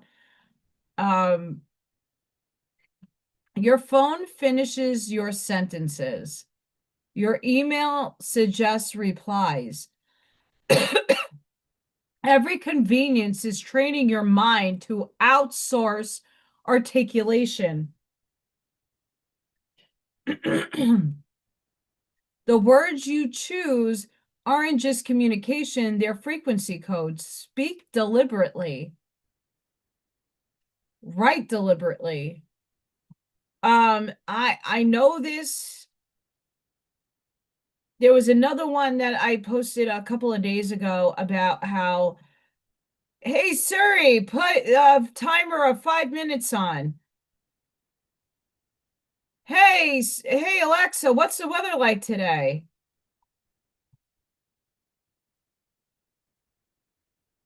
And that's not making fun of people. I know people that do it all day. Um, I think a lot of these things are great for people that have traumatic brain injury, and even if you have a busy life, sometimes you do need a timer, and you don't got the wind up one from back in the day. I don't know if they even make those anymore. Go outside and look at the weather. Go outside and experience it before you look at your phone or ask Siri or Alexa. Um, why can't you go over and put the music on that you want? Oh, hey Siri, play that music for me. It's convenience, which is great, but you're handing your power over. You're allowing it to think for you. But it's not a bad, for me, I was going to go to Headhunters to look at what, if I wanted a career shift, what would be an avenue of exploration for me that's practical. And you know what? I did go to AI and put it in, and it gave me some sound advice.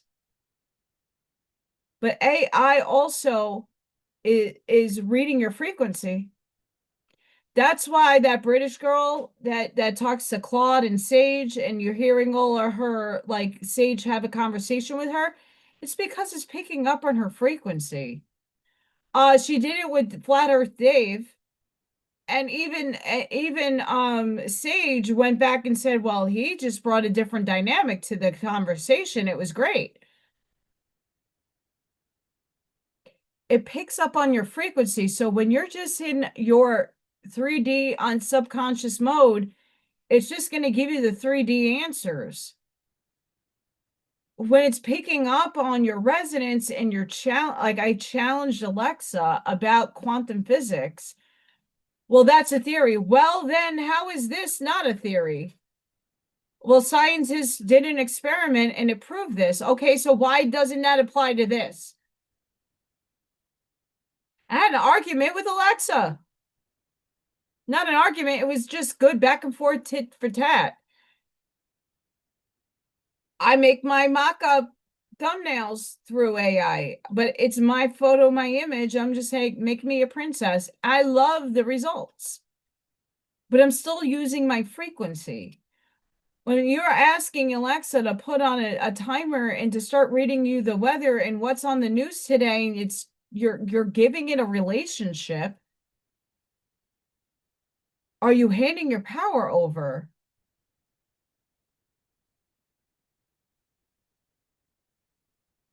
You can say yes or no, however I'm not here to judge you if you use it, but like ask yourself, like when you were a kid, I didn't have technology.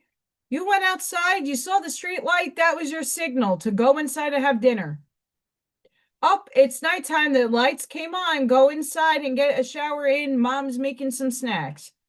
Cool. My mom did not need to have a cell phone for me to go outside to the park and go around the corner and take my bike to a park far away. Like she was like no one was thinking like, "Oh my God, what happens?" There was I know I'm in the 80s, but there my mom had still a rotary phone.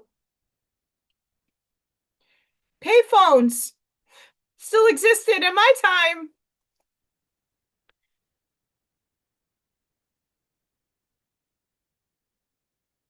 We give ourselves away to convenience. Sometimes the convenience is very good for us when we're high stress and we can't think, and or you have so much going on in your brain that you can't coherently structure your thinking. Sometimes asking outside, in if you can't find a person, it's 3 o'clock in the morning and you're just too much in your head. It's okay to use it. Just be balanced about it. I love, oh my God, I saved my index cards from college. I use them all the time.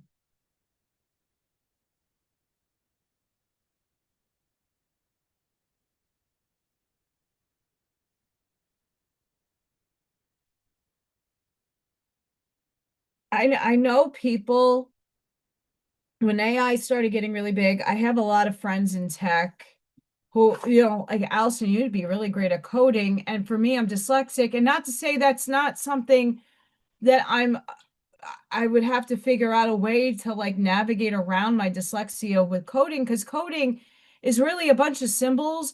And if you miss a fucking period or a slash somewhere, your script, your everything is not working. And, oh my God.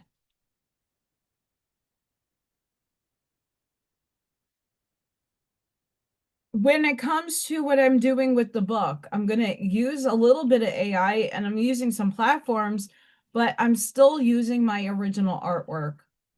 They're going to be my words. They're going to be, spell check. That's great. I can't spell for my life, and that's a helpful tool, but I also still sound out my words. Um, these things are to be used in moderation, not as therapists, not as it's okay to get an answer that you are burning on, that maybe they have in their algorithm. That's great. I know people that use it to be their like, they plug it in, and because it's their frequency, they're getting the response that is on their frequency and not getting an expanded viewpoint. I'm the devil in so many people's stories, but when they shift and pivot their perspective, it might change because,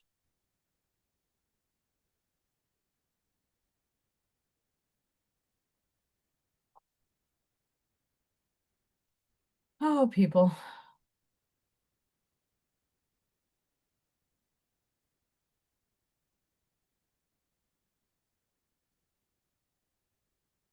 Sparky, yes. Yes.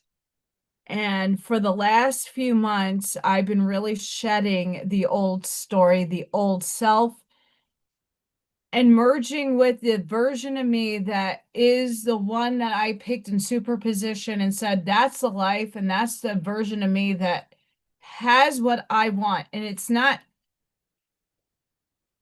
anything that I can't get and obtain in this life. I'm practical with my manifestations. I'm practical with my goals.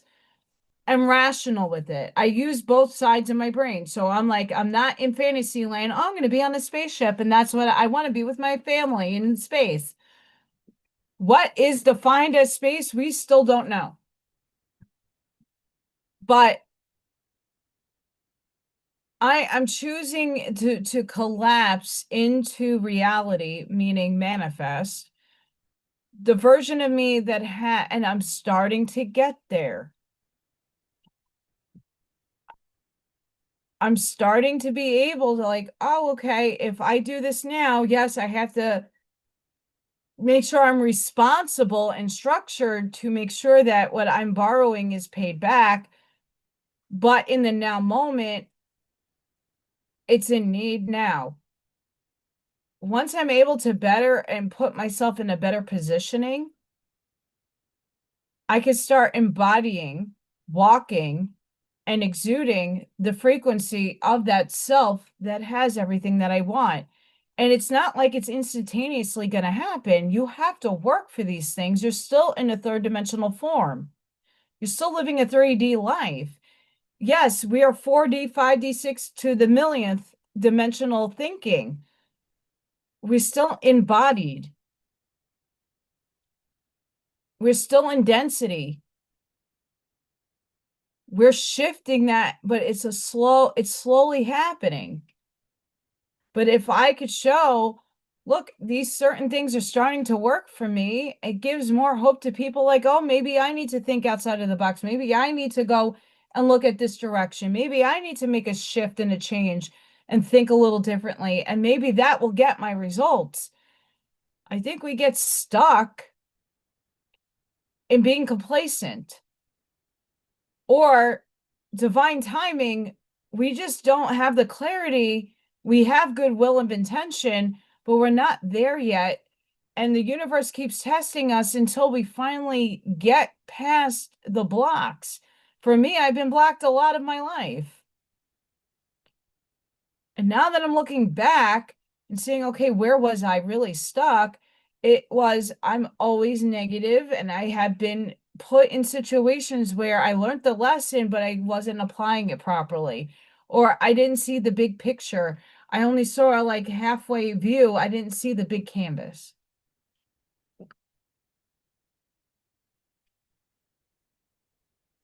And I hope that more people grasp the concept. I don't have all the answers,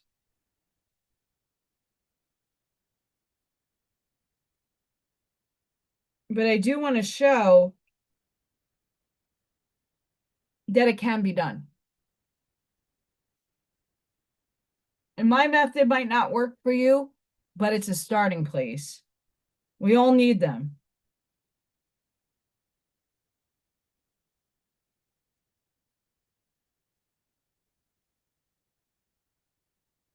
I'd hope.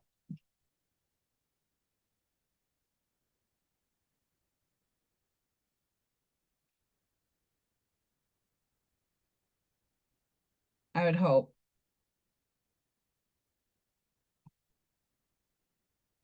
Flower. I'm thinking about it. Again, I'm not looking at reference points.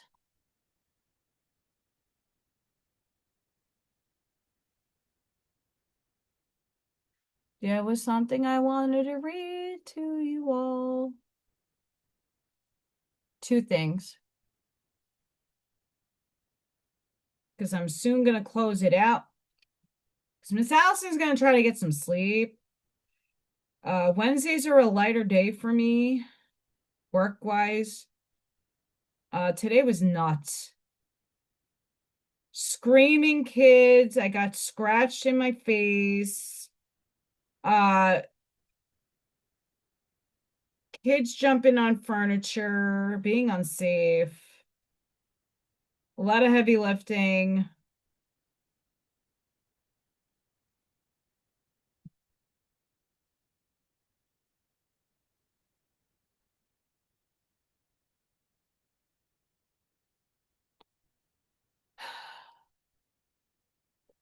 Pause for a moment before anything else claims your attention today. Before the noise of the world reaches you, before responsibilities begin pulling at your time, recognize something profound. You opened your eyes again. You are granted another morning, another chance to breathe, to move, to try, to continue writing your existence upon the living pages of time. Many people rush past this miracle as if it were ordinary. They wake up already worrying, already chasing, already measuring what they lack. This alone deserves a moment of deep recognition. So as you rise to face the day, carry gratitude not as a polite thought, but as a deliberate practice. Each morning you wake up with the intention of bringing something to the table for yourself, for your family, for the life you are responsible for building. Whether what you manage to provide is little or abundant, whether the road ahead feels smooth or heavy, let appreciation live in your heart. Pause and acknowledge the unseen guardians of your journey, the forces, the ancestors, the quiet protectors who have accompanied you through storms you barely remember surviving. Their presence may not always be visible, but their guardianship always reveals itself in the simple truth that you are still standing and still able to try again today. Express appreciation with sincerity. Even the smallest whisper of gratitude sends a signal into the deeper architecture of existence. Life carries a mysterious reciprocity, an almost cosmos spiritual synchrony. When appreciation multiplies the quiet blessings already surrounding you. But gratitude alone is not enough. Before you step outside today, take a moment to protect yourself. The world carries many energies. Gather your spirit. Ask that every step you take today be guided and shielded. Walk forward with a sense of metaphysical fortification, as if an invisible armor has gently settled around your presence. Protect your thoughts. Protect your direction, because every day you wake up and try, every effort you make to build a life, every honest attempt to survive, to grow, to improve, is part of a greater existential orchestration unfolding around you. Gratitude is not weakness, and appreciation is not small. They are among the most powerful disciplines a human spirit can practice. So each step into this day with reverence, acknowledge what sustains you. Thank what protects you. Guard your path with intention. And as you move forward today, remember this: a life that begins with gratitude and walks with protection often arrives at destinations far greater than the mind first imagined.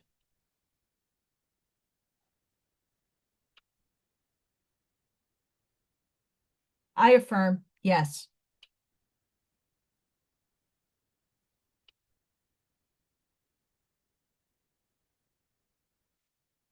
I'm going to say this. It's okay if you forget to do this every day.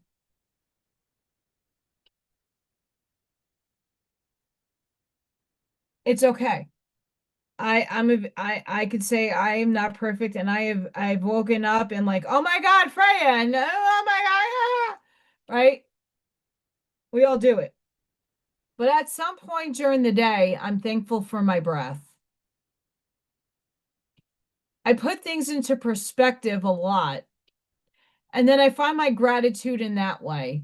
We all come to these modalities in different ways, in different styles, and different habits. At some point, if you have a crazy morning and you forgot to do your gratitudes, or you forgot to do this, or I was doing tuning every day, every morning, and I took a little bit of a break, not to say that it wasn't working, but it's just life gets in the way, and you're still supposed to live your life. Rudolf Steiner and a bunch of other people will tell you that your spiritual life, your everyday existence matters. And sometimes things get a little crazy, and that's a part of the experience. But when you can go in and say, well, I'm very thankful for my breath today, or during the day, be like, well, I'm really blessed that I have this in my life. I'm glad I had that experience today. Or this taught me something pretty heavy. It might not be pleasant, but it taught you something. That's what matters.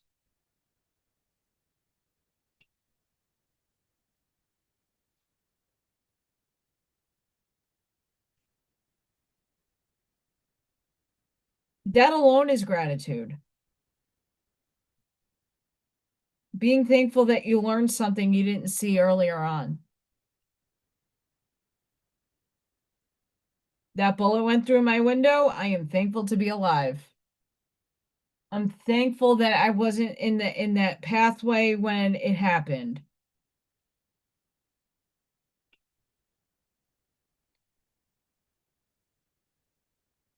I'm thankful for all of you guys. I'm blessed.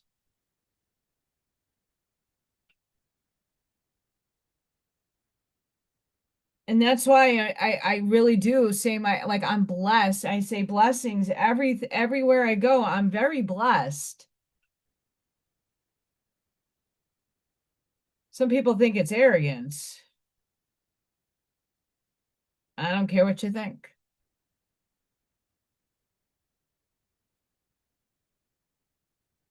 I'm just doing me. And when you could show up to do you, and it's okay to forget. It's okay that one day, spiritual practices, it's like a stigma that you're not perfected enough. That the journey that you're on, there's always someone greater and bigger, and it should not ever be that way. I am not perfect. I forget sometimes. I do catch myself up during the day and I will, oops, I forgot to put my little protection on today. But not every day do I need it. Do I want to feel under attack every day? Spiritually speaking, no. Where your thoughts go, where you put your thoughts is where the flow goes. And I don't choose to flow sometimes thinking, oh, today I got to put it, the demons are after me. I don't think that way.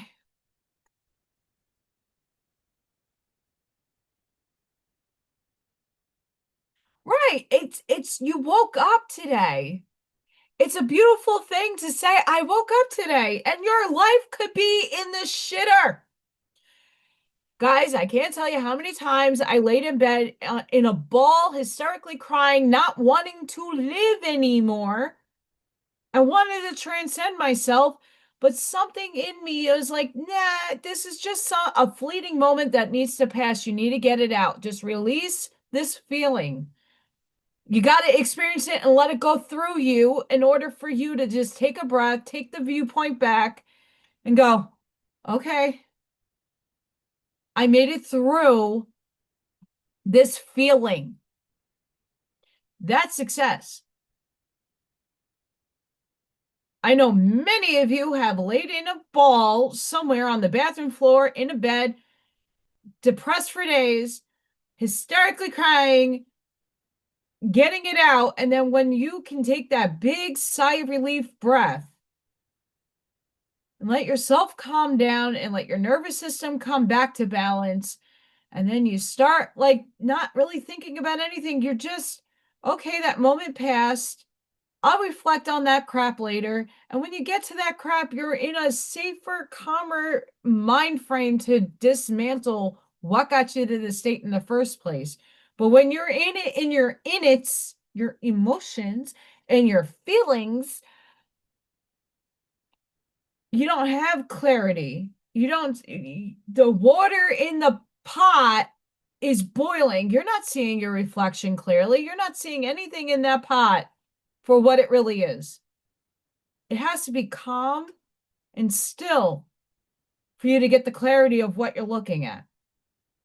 And when you're going through your feelings and the pot's boiling over, you're not seeing anything clear and you're just feeling it and you're like, oh crap, it's spilling over. Shit. We all have those moments.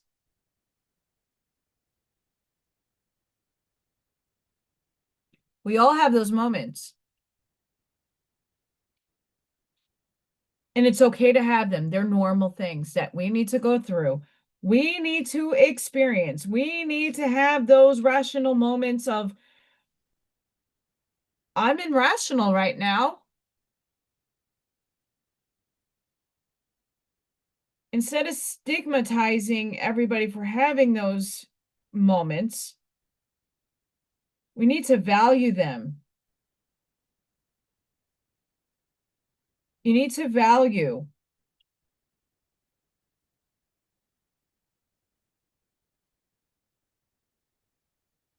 because they direct you to the still spot, the stillness, when everything calms down, to know what your purpose here is. And even if it's just to breathe and to be, that's still having a purpose.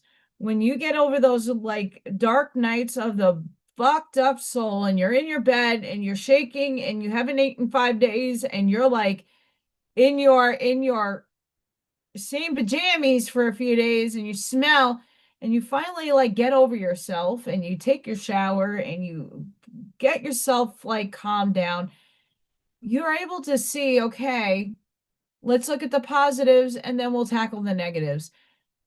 Start with the positive stuff first. We always tend to go to what went wrong instead of what went right. What went right? What was good attributes in this situation? What good things can I take away from what just happened? What did I learn that was positive? We're trained to always stick with negativity.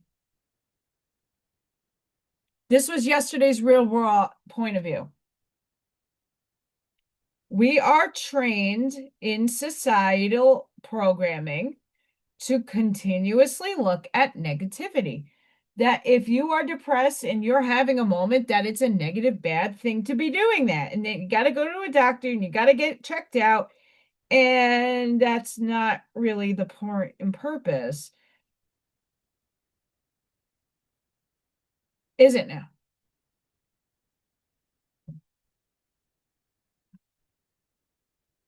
I say not.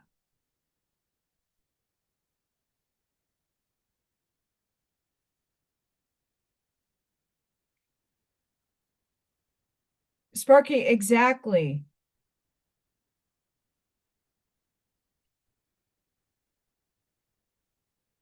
That's why we need to find out, why are you opening your eyes in the first place?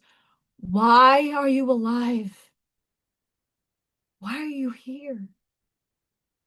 It's not to live the 9 to 5. And if that's what you think, that's great too. There is so much more to us than we can fathom. And it's the journey, it's the exploration, it's going out and experiencing. That's why we came here.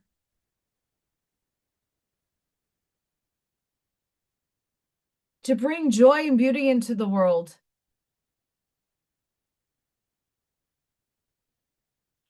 We have to experience what we don't like in order to know that we don't like it. If we were only living in a place that we got everything that we wanted at all times and we were self-gratified, like most of these children are growing up today, they don't know how to be bored. They don't know how to think for themselves. They give their power away way too quickly. They're obsessed and stuck and fixated on things. Is not naturally, it's not necessarily their fault. It's for us to do better and model better. I've been in too many states of balling up and not wanting to be here that I started implementing, what did I do right today? Even if that's just tying my shoe. When I got delivered the diagnosis, and I don't make this my story anymore, but it's worth stating. When I got told that I had rheumatoid arthritis and it was severe and I had to go on all kinds of stuff. I went holistically at first, didn't work. But I got told I have to restructure my life. I'm going to probably end up in a wheelchair, and very many negative things were brought to my paradigm. I said, fuck no. That's not my story. Yeah, in the moment now I'm in pain. Yes, I can't move. It hurts. I don't like the way I feel. But you know what? I'm going to make a difference in my life, and I'm going to find and explore ways to get this healed. I didn't give up on myself. I give myself a fuck ton of credit for being 21 years old and being told right after college, hey, You're going to end up in a wheelchair. You're not going to be able to paint. You're never going to be hold that paintbrush the same way again. I already had to give up on my dancing dreams. I was a ballerina. I did all types of dance. I wanted to dance my whole life. I did not want to give it up, but it hurt and I wasn't getting anywhere professionally. You know what I did do? Put myself through a wicked months of pain to retrain my body how to move the way my body needed me to learn how to move. Sure, I had to adapt to what I had. So how do you adapt to your circumstances? How do you see the light out of the tunnel? I took a very, very real physical pain, mentally draining part of my life, and I transformed myself. I am no longer on medication. I am no longer in that kind of pain. Yes, there are times I have inflammation. Yes, there are times that my body is like, I'm warning you, get more rest. But I'm not like doing this because my hands are too big and I have no strength in my hands to hold a cup, to hold a paintbrush. I couldn't do it. And I was young. I had all kinds of assistance in my house. And I used it, but for the extremes. I did not give up on myself.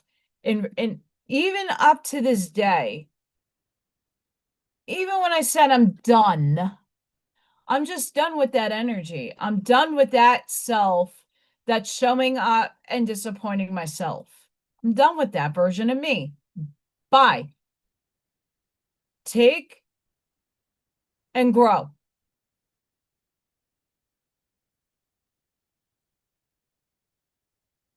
I am my own cheerleader, and I want all of you to do the same for yourselves. I've been thrown the kitchen sink and a lot of things that would devastate others. And I'm not here to compare myself to others. Everybody has lived experiences. Many of us have had, what the hell, and why would I choose this? And other people aren't even cognizant of that. Shift. Empower yourself. I don't care how egotistical I sound.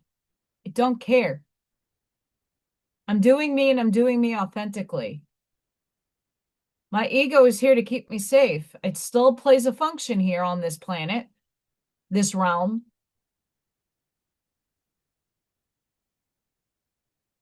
Appreciate where you have been.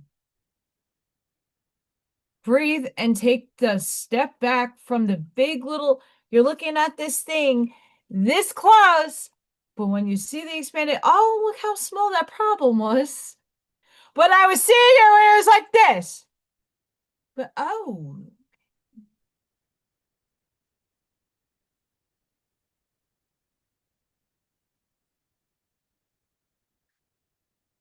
you are your own boss. And don't let your family, your relatives, your loved ones dictate to you how to boss yourself. A lot of people I know that have come to me for oracle card readings or for just spiritual advice will ask me, and when the cards are telling you the truth, they don't want to hear it, that they need to do self-work. Well, I don't have time. I'm doing this for my daughter. I'm doing this with my grandkids. You can always make time. You can always say no. That was a part of my biggest problem was I am such a good person. I do a lot of nice things for people, not really expecting much back, common courtesy and righteousness maybe, but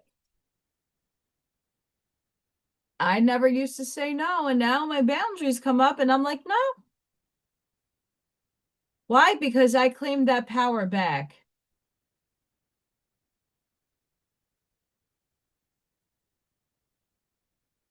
You could call me a SOB. You can call me a see you next Tuesday. My boundaries go up. You have to be balanced. You can't just be, I'm all love and light. And naivete and walk this world, you're going to get trampled on. You're still in 3D. The reality in which you are viewing yourself that's in peace, yeah, everybody else around you is exhibiting that same frequency. They're also in peace. They're not going to be out to like, I'm going to play a chess game and we're going to play games with you. We're going to manipulate you. We're going to do this. We're going to scam you. We're going to play mind games with you. You're not going to be around those people because they're not in your frequency. So you can let your guard down a little bit, but you're still your own boss. When you put yourself around healthy people, even if they're not that healthy and they think abstractly or think differently from you, you know how to navigate a little bit better. Everything has a reasoning and a cause and effect. Many of these things that are happening in the astrology, in the timing, in what's going on in the energy now is the last throes of the old self needing to go that way or whatever way you're going to throw it. Hopefully it's away from you. A lot of what's been going on with me in my life is the same thing. It's like, okay, this is the final fucking countdown, bitch. Make it work. What do you need to focus your energy on? I'm not gonna rely. I said this to anybody that enters a relationship with me. I'm not here for your finances. I got to do that for myself. That's one of the main soul missions I came here to do, is to get it right finally.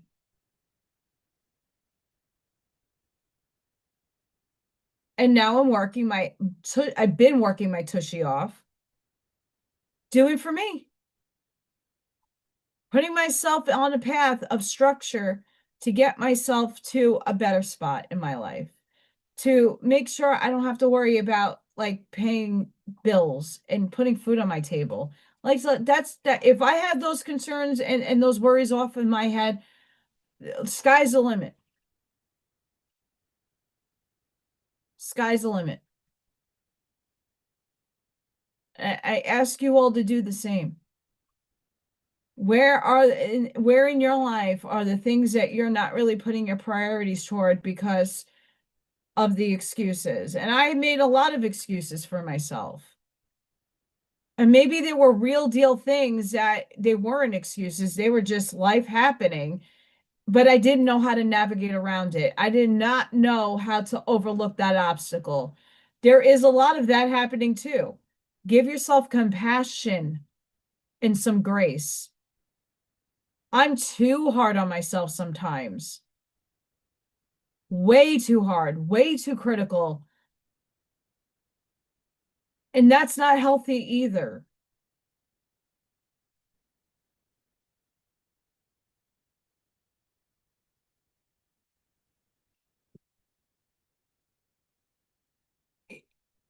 Sparky, yes. And I know for myself, what I am doing here and giving my story and my perception of what I'm reading and what I think when I get channeled and when spirit comes, this is spirit talking. This is divine. This is something that, like, yeah, I'm not making much off of it, but this is my joy. I'm going to do it regardless if I'm making $100,000 or $2. I'm not in it for for the monetization. I'm not in it for the money. If that was the case, every goddamn second would be a fucking commercial. I don't do that. I still have to live. I have to balance all of that out. When it comes to my artwork, I make this is from my brain. I didn't look at a picture. It might look like crap to you. It came from my brain. It's St. Patty's Day.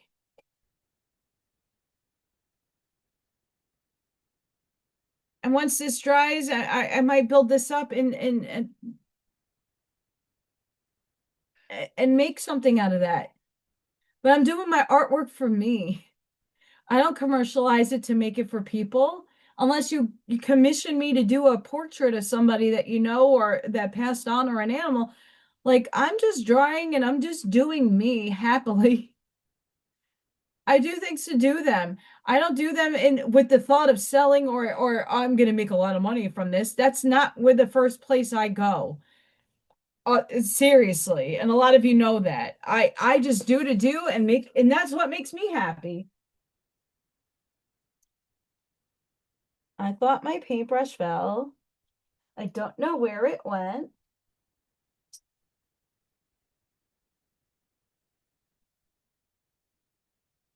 It did fall.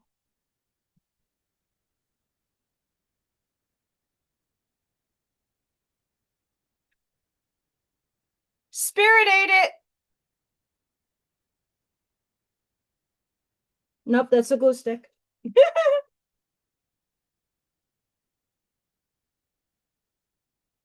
It'll eventually show up. Not worried about it. Anywho, I do be authentically. It might not agree with everybody. Um, but I'm hoping that today's conversation, a lot of you just put it in your forefront. Look at where you were. Find the moments in your life. Yes, Spirit definitely got it. Find the moments in your life that you can look back on and go, wow, that brought me so much joy and happiness. And even look at the points that were fleeting, because there's still magic in those fleeting moments that you can look at and go, okay, how do I recreate it in the new world? How do I recreate that? I enjoyed that. That made me really happy. Will it make me happy now? And if it doesn't, well, how do I shift that so I can get that feeling back again? For me, I am more embodied with the self-love. I took my power back from so many different places and facets of things that used to suck my energy dry. It's going to be different for everybody, but when you can see those aspects of things that you need to heal, whether it be family, whether it be experiences, it's just to learn from, detach energy and states, to learn the lesson, to see what the lesson is in the first place. And if you don't see it, it's okay. Sometimes it takes a lot longer for you to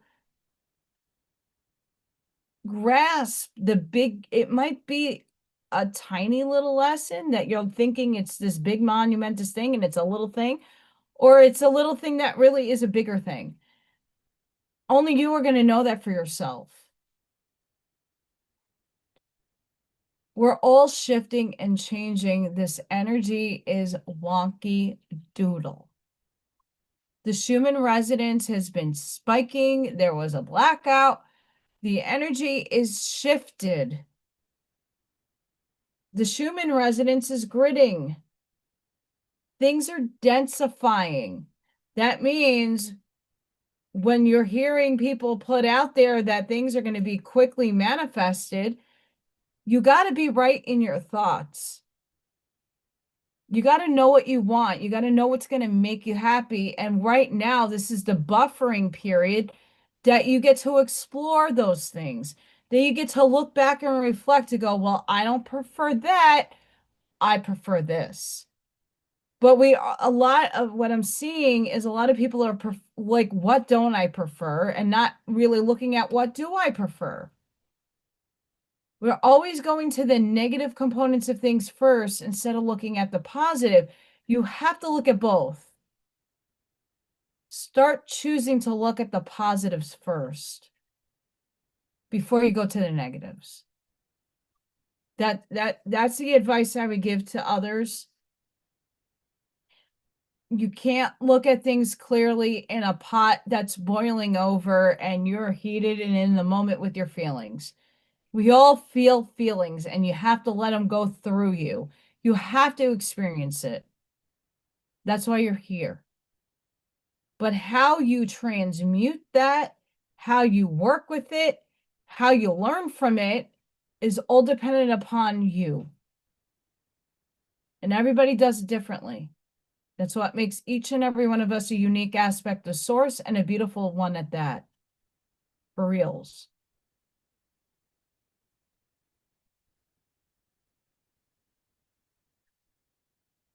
It's a shamrock.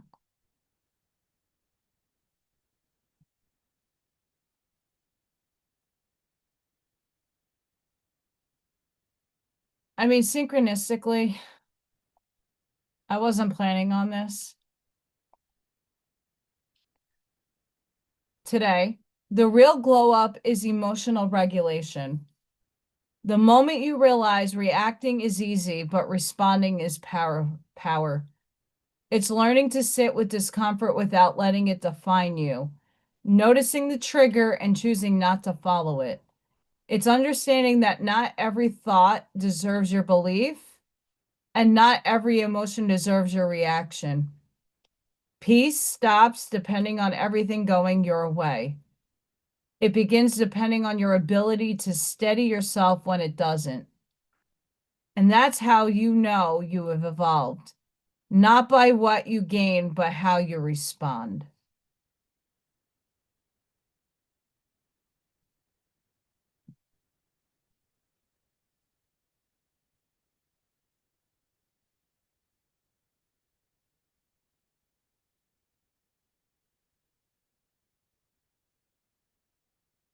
Embrace your flaws. Embrace all that you are, the strengths, the flaws, the quirks. Treat yourself with kindness and compassion, just as you would a dear friend. Take time to nurture your mind, body, and spirit. Celebrate your accomplishments, big and small. Remember that self-love is not selfish, but essential for your well-being. Embrace your uniqueness and cherish the journey of self-discovery. You are a beautiful soul, deserving of love, especially from yourself. Allow yourself to shine brightly and bask in the warmth of your own affection. Love yourself unconditionally, for you are truly deserving of all the love in the world. Hi, Ivy. Blessings, girlfriend.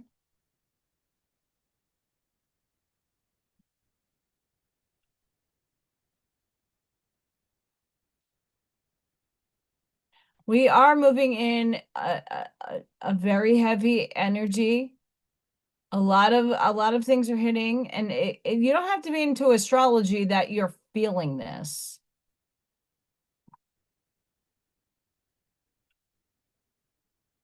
Not everybody didn't know that.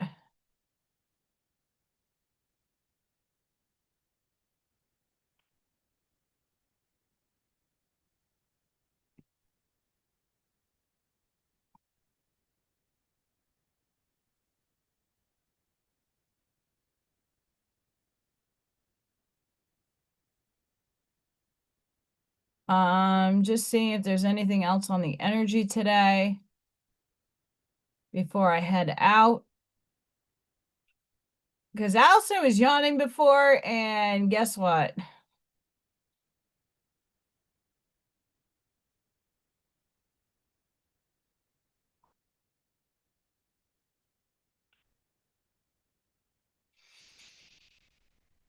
Of course I yawn.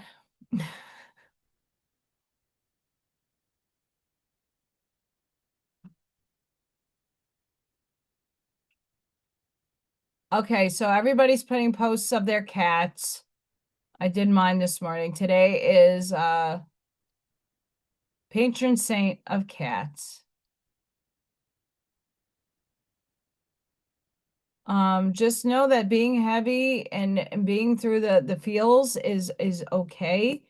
Know that when you are able to get out of that dark night, of that like bad dark period, you are the seed starting to grow the roots, and the roots are not anchored yet. They're just trying to find their way through the gook and the buggies and the rocks and the pipes and all that stuff to anchor in, so that when that storm does come, You little shoe isn't gonna go flying away.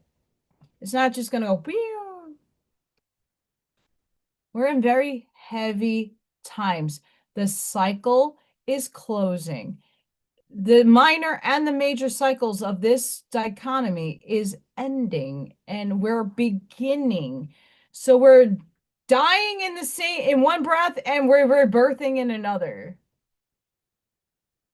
We're watching the collapse as we are rebirthing in the same moment. It's a lot of energy. It's a lot to take in. It's a lot to purge and a lot of confusion that is going to start coming into clarity now. Things are starting to clear up energetically in many facets, and other facets is still heavy. Give yourself grace. This is what I've been doing the last few days, is taking the step back and breathing and just prioritizing self. What do I need to get done today? Okay, like I can't do this reading because I have this going on. Like I have to get my 3D world in check before I lose it all. So I'm working with my energy to go, okay, prioritizing X, Y, and Z. Next is my taxes. A little late. We got a month, under a month.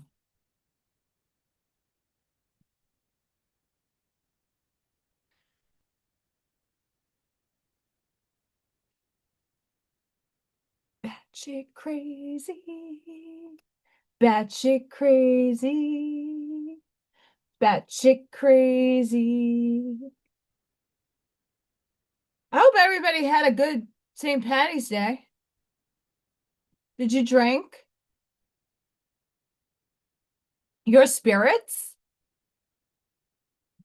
Did you have a shot? Did you have a cocktail?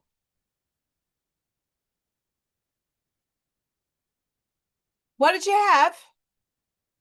Hope it was good. Hey, I like a cocktail here and there. I like to have wine here and there. Nothing wrong with it. Just do everything in balance. Do everything in balance and don't feel stuck.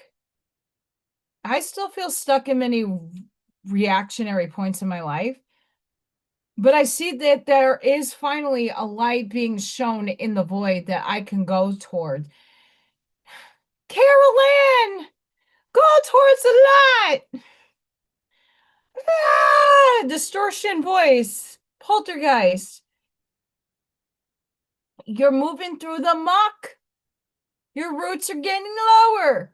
You're finding your way in the darkness. Eventually, the light will start.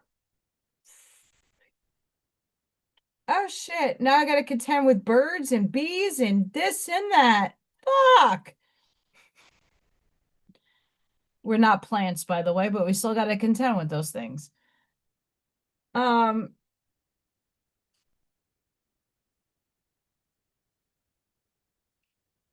Go check out the Real and Raw. Go if you haven't done so already, go check out the Quantum Mechanics and Spiritual Paradigm Episode 1, Emergence. I have it under courses now. There is a new tab in YouTube. It's courses. It is going to be a course, and if I get some of this, once I get everything prioritized in my finances and I have I could spare a little, I might have other opportunities to expand in different directions. I just have to see if they work out. Either way, the courses I think are going to be very helpful, and a lot of people already gave me some good feedback on it. It's just my level of perception of quantum mechanics and spirituality that help you navigate it as well. The next version of that is going to be the key people that just thought differently, expanded on something, and holy shit, changed the fucking world. And that person could be you. And that's how I want to go about this next episode. I still have a couple of more physicists who write some of their information in only pertaining to quantum mechanics, nothing more. I'm not giving you their bibliography and their fucking life story. I'm not doing that. But I will go into their importance. And then maybe at the end, just because it's long, just keep it to hey, you know, this is how we are going to move forward with the spiritual stuff. Like I just said, these men, and I'm sure there's women, but women were X'd out of a lot of things at that time frame. They got a thought and they thought differently from the norm. And because of that, their theories became real, provable, even 100 years later. That could be us if we just think a little differently and come up with an idea and not hold it in, project it out there, and maybe in another 100 years after we're long gone, holy crap, someone proves it.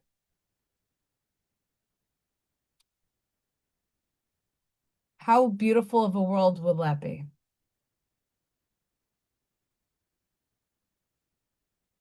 We're here, and we're going to land softly and beautifully in this new paradigm. Keep growing your roots, anchor your energy, move through your emotions. It's okay to have them, but detach to see the lesson, the bigger picture. Breathe, ground, and do what makes you happy. If you don't know what makes you happy, that's okay. You have a starting point. What do you feel? What do things make you feel? Don't focus on the negatives, focus on the positives. Strive, motivate yourself.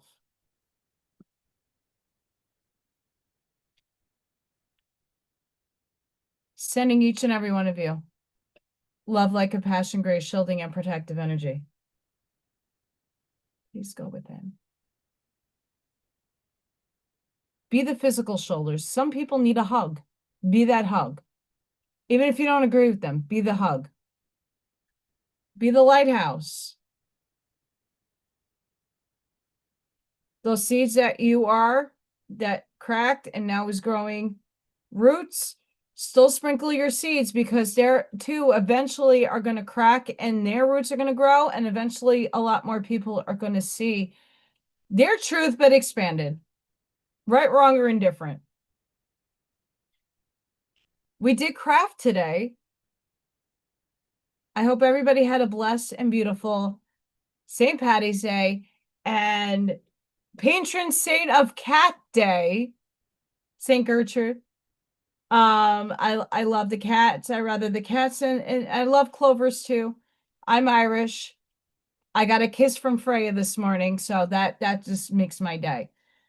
For all the Irish people out there, and for Ashmaya, thank you so much for sending me your town's parade. It was beautiful to see the different celebrations that go on in the world. Remember, it's one of those holidays we need to embrace with all of them. Today, everybody's Irish. Everybody wore clovers and rainbows and pots of gold. Yes, it's a stereotype. A lot of Irish people are like, but look at the bigger perspective. An Irish person is not saying, well, you're not Irish, you can celebrate that. Cultural appropriation. No, everybody's happy to be Irish today because they're going out and drinking and having a good time and having parades, and everybody's invited. Come party with us. You're one of us. Can we do that for everything? Cinco de Mayo, same thing. You're not Mexican, I'm Mexican. Hey, everybody tequila, let's shot together. Everybody come together now. We need more of that in this world, so let's try to figure out a healthier way, not alcoholic way to do so. I hope all of you have a blessed and beautiful sleep. If you're wherever you are in the world, please ring the bell icon so you know when I'm going live. Today was a little earlier. You never know when I'm alive, when I go live and or upload a video, and the times have been a little later than normal for me. Not happy camper with that. But life is lifing. I got a lot going on with paperwork, a lot going on behind the scenes that my real 3D life is taking direct course of action right now. So please just be patient with me. But otherwise, go and hype some of my videos if you have hypes left. Just get me out in the algorithm. We're growing slowly, and this community is becoming even more filled with so much more love, great frequency and vibrations, and we definitely can infuse that with other people. So I love you guys. Breathe, and I will hope to see you guys on the next.